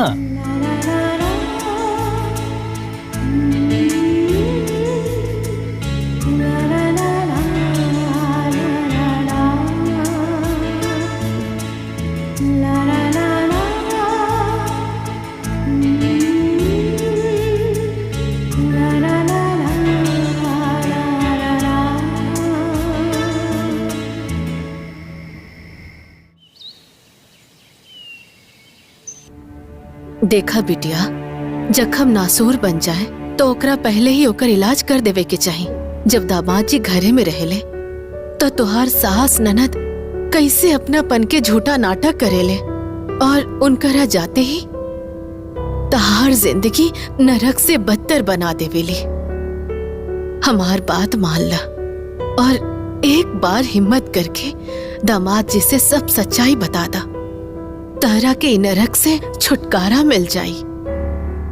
ना माई, हमसे ये सब ना हो सकेला। तका जिंदगी भर ऐसने सब झेलत रहबू?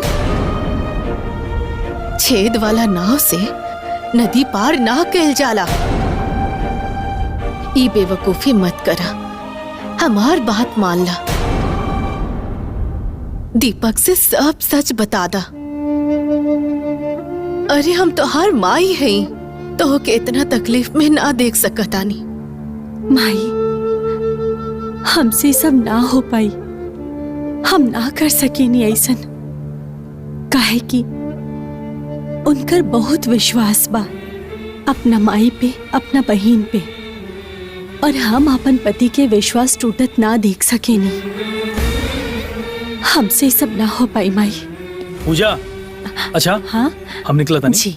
अपन ध्यान रखिए। अच्छा सुमा, हम फिर से अगला शनिवार के आवत नहीं, तब तक रोज आए मत है। चलते नहीं, प्रणाम। खुश रह।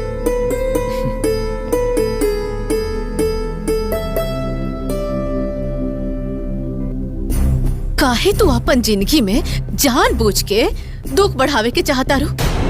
अरे इतना अच्छा मौका रहल, सब सच बता देले रह तू दामाद जी के, तहरा के आगे ये दुख ना भोगे के पड़त।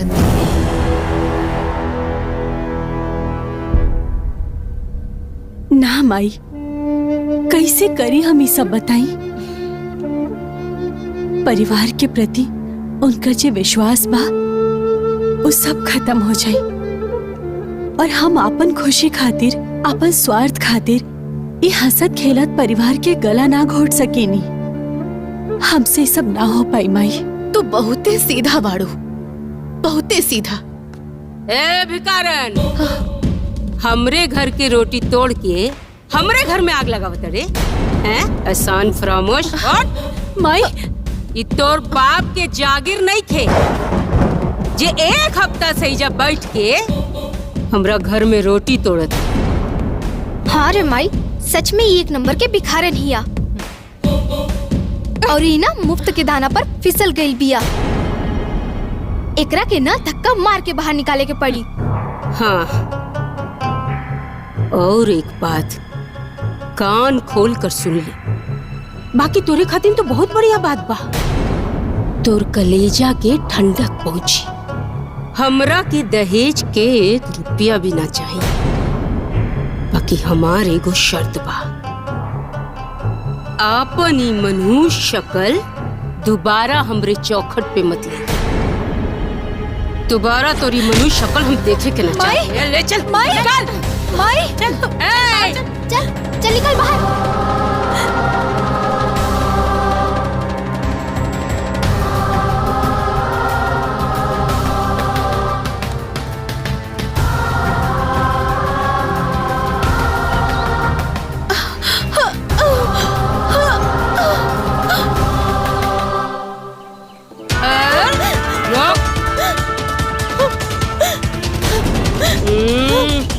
चुप। हमार माई के छोड़ दी, हम के जाए दी बाहर। निकालिए से। अगर एक बाप के औलाद होइबे ना तो दोबारा ये चौखट पे अपन मुंह लेके ना आइबे। चल भाग।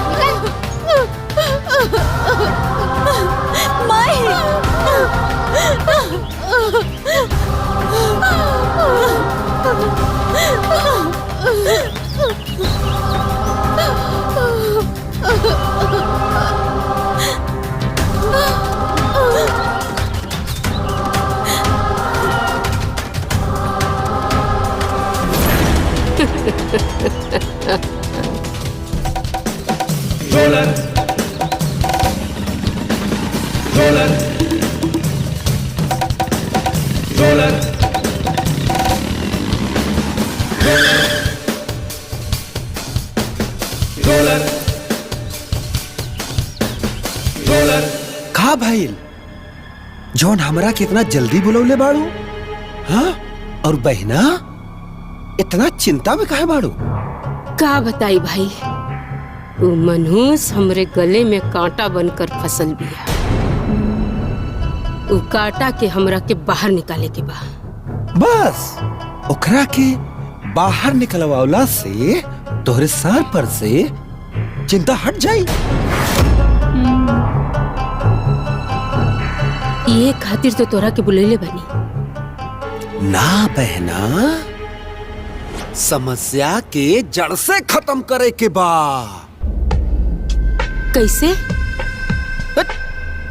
हम बानी ना, ओकरा के ना तू मुआ था। हाँ?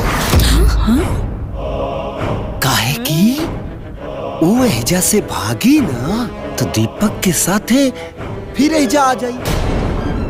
यही से ओकरा के मुआ था। सारा बवाल है खत्म। कैसे? अरे हम बानी ना, हम बानी ना मामा। कहा कि अगर वो मर जाइत तब न दीपक का शादी का दूसर मौका बनी।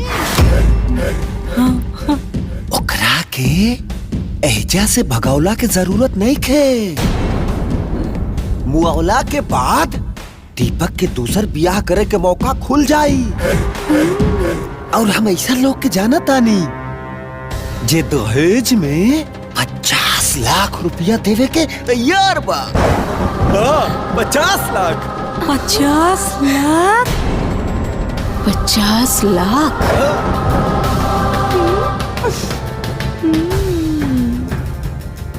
50 लाख के खातिर ता तू मनहूस के का ओकर माई के भी कटई दबा सकीला हम।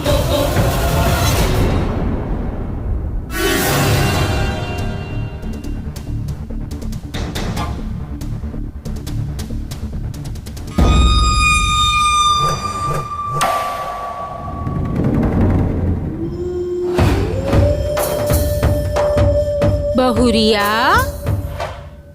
ए बहुरिया,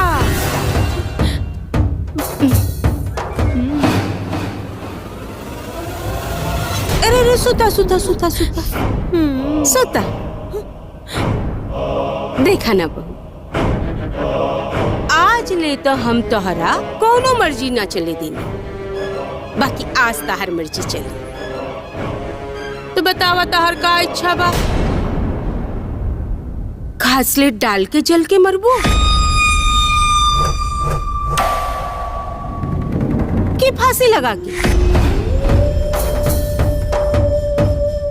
या फिर हमने के तोहर मदद कर देता नहीं, तकिया से तोहर मुंह दबा के तोरा के मार देता नहीं। हाँ बोला कैसे मरबू? हम का गलती कइले बानी माई? हाँ रोआ सब हमके काहे मारे की कोशिश करता नहीं? गलती तो तोहर रहे, तो औकात ना रहे हमरे घर के बहू बने के, बाकी तू बहू बन के आ गई लो। ता गलती तो भइल ना। जौना दिन से तोरी मनहूस कदम हमरे घर पे पड़ल बा, हमरे घर के सुख शांति लक्ष्मी सब चल गई। अब तो हम तोरा के मार के अपन बेटा के दोसर बियाह कराई।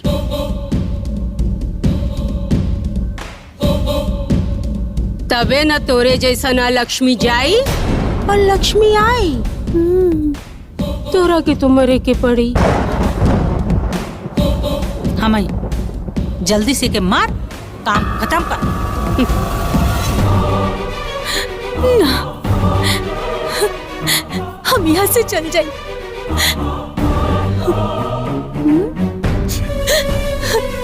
लेकिन हमके मत मारी।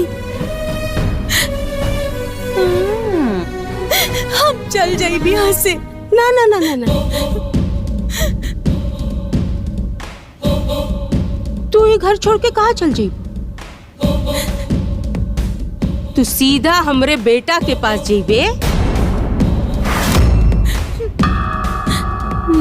जाके अपन प्रिय चरित्र दिखेबे, फिर हमरा घर में वापस आ जाइबे। और हमर बेटा भोला भाला बेटा सीधा वापस तोरा के इजा लेके आ जाई। पर ऐसन तो ना हो सकेला, ई तो ना हम होके दे सकीला।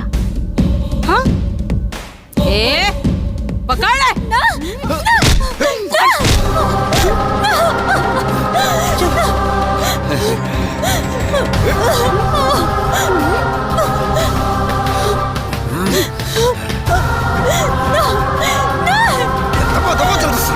जल्दी कर।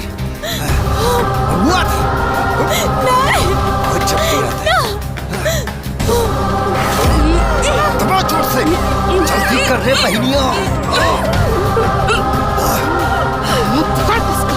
अरे दबाओ कस के।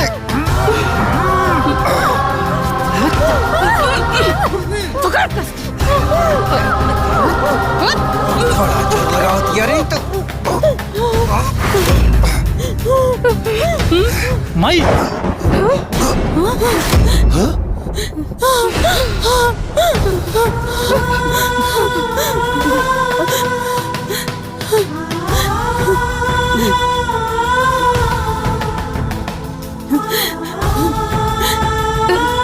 बेटा पता ना कैसे गुस्सा में का हो गई। मतलब गुस्सा पे काबू ना रही था तू, क्यों की जान से मार दे।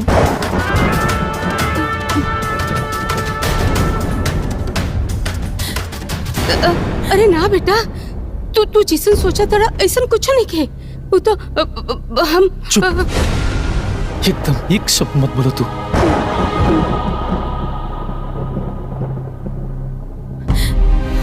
हम का सोचत नहीं, काने की सोचत ना, कि अब हम अच्छा सा समझाता नहीं।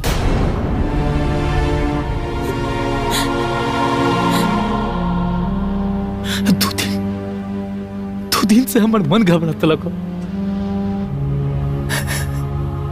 यही सब टाइम से पहले ही नहीं।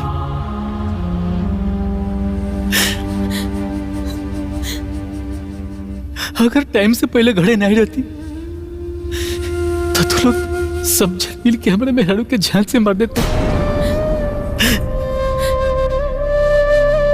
ना। हम के बोल तू कि आत्महत्या कर ले लगा।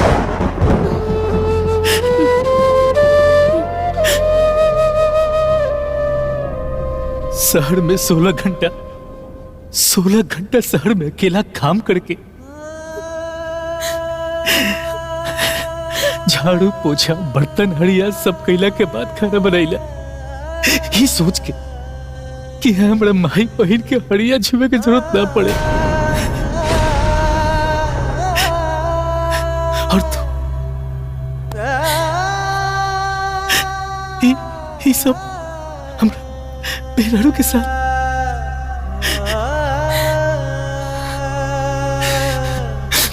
लेकिन अब हम बर्दाश्त ना कर। आज के बाद हम तू लोग से अपन रिश्ता तोड़ता नहीं। पूजा चले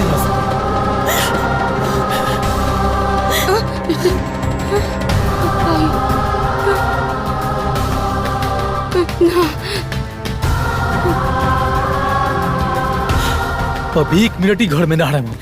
तू यहाँ से चलो ना। पूजा रवाई का करा तानी जी?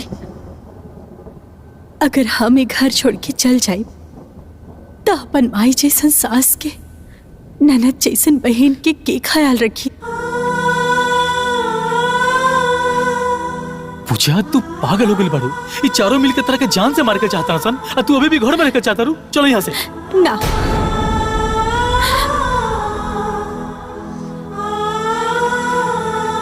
हम ही घर छोड़ के कबो ना जाए।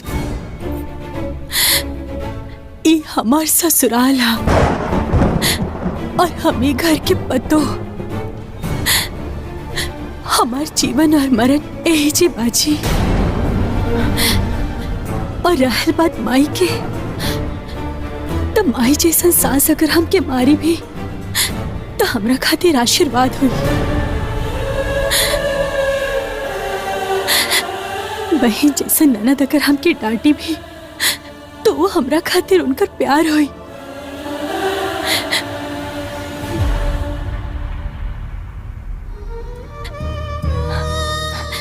रउआ हमार पति है। राउर हर कदम पे, हर मोड़ पर हम साथ दे हम। लेकिन ये फैसला हमके मंजूर नहीं खेजी। ये घर से अब हमारे अर्थी काहे ना उठे।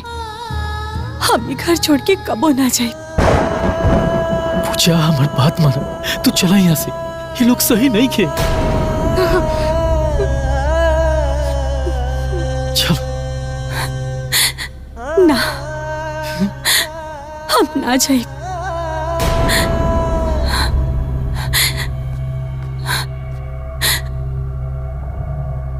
ए बेटा, हम अपना लालच और स्वार्थ में इतना अंधा हो गए रानी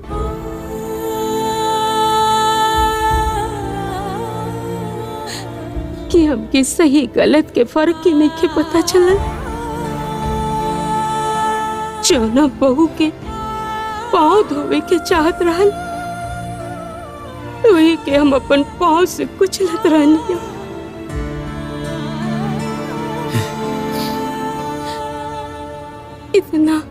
इतना अत्याचार करनी, बाकी तू कब्बो शिकायत ना कैलू।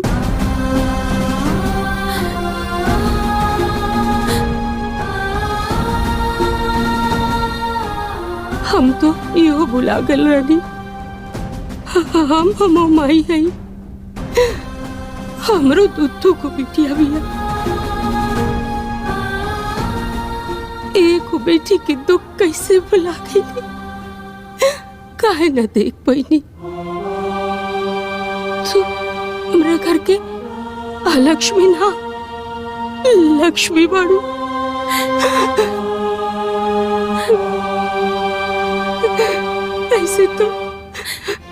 ऐसे तो हमार गलती माफी के लायक नहीं के।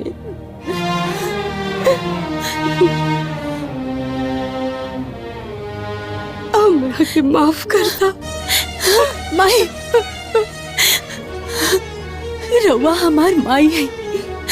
बेटी के सामने हाथ जोड़ के हमके शर्मिंदा मत करी। अब हमसे इस गलती कब ना हुई, कब ना हुई।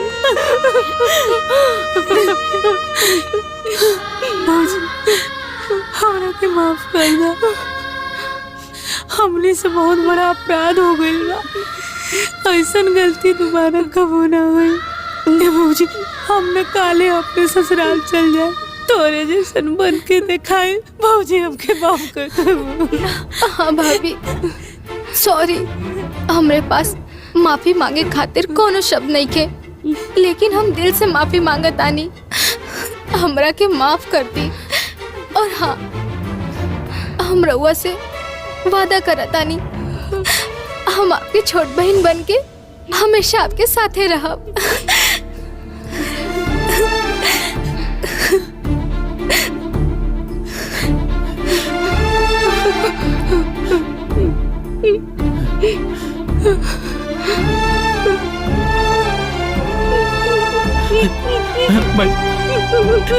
माफ कर दे। ऐसे मत बोल भाई, ऐसे मत बोल, ऐसे मत बोल भाई।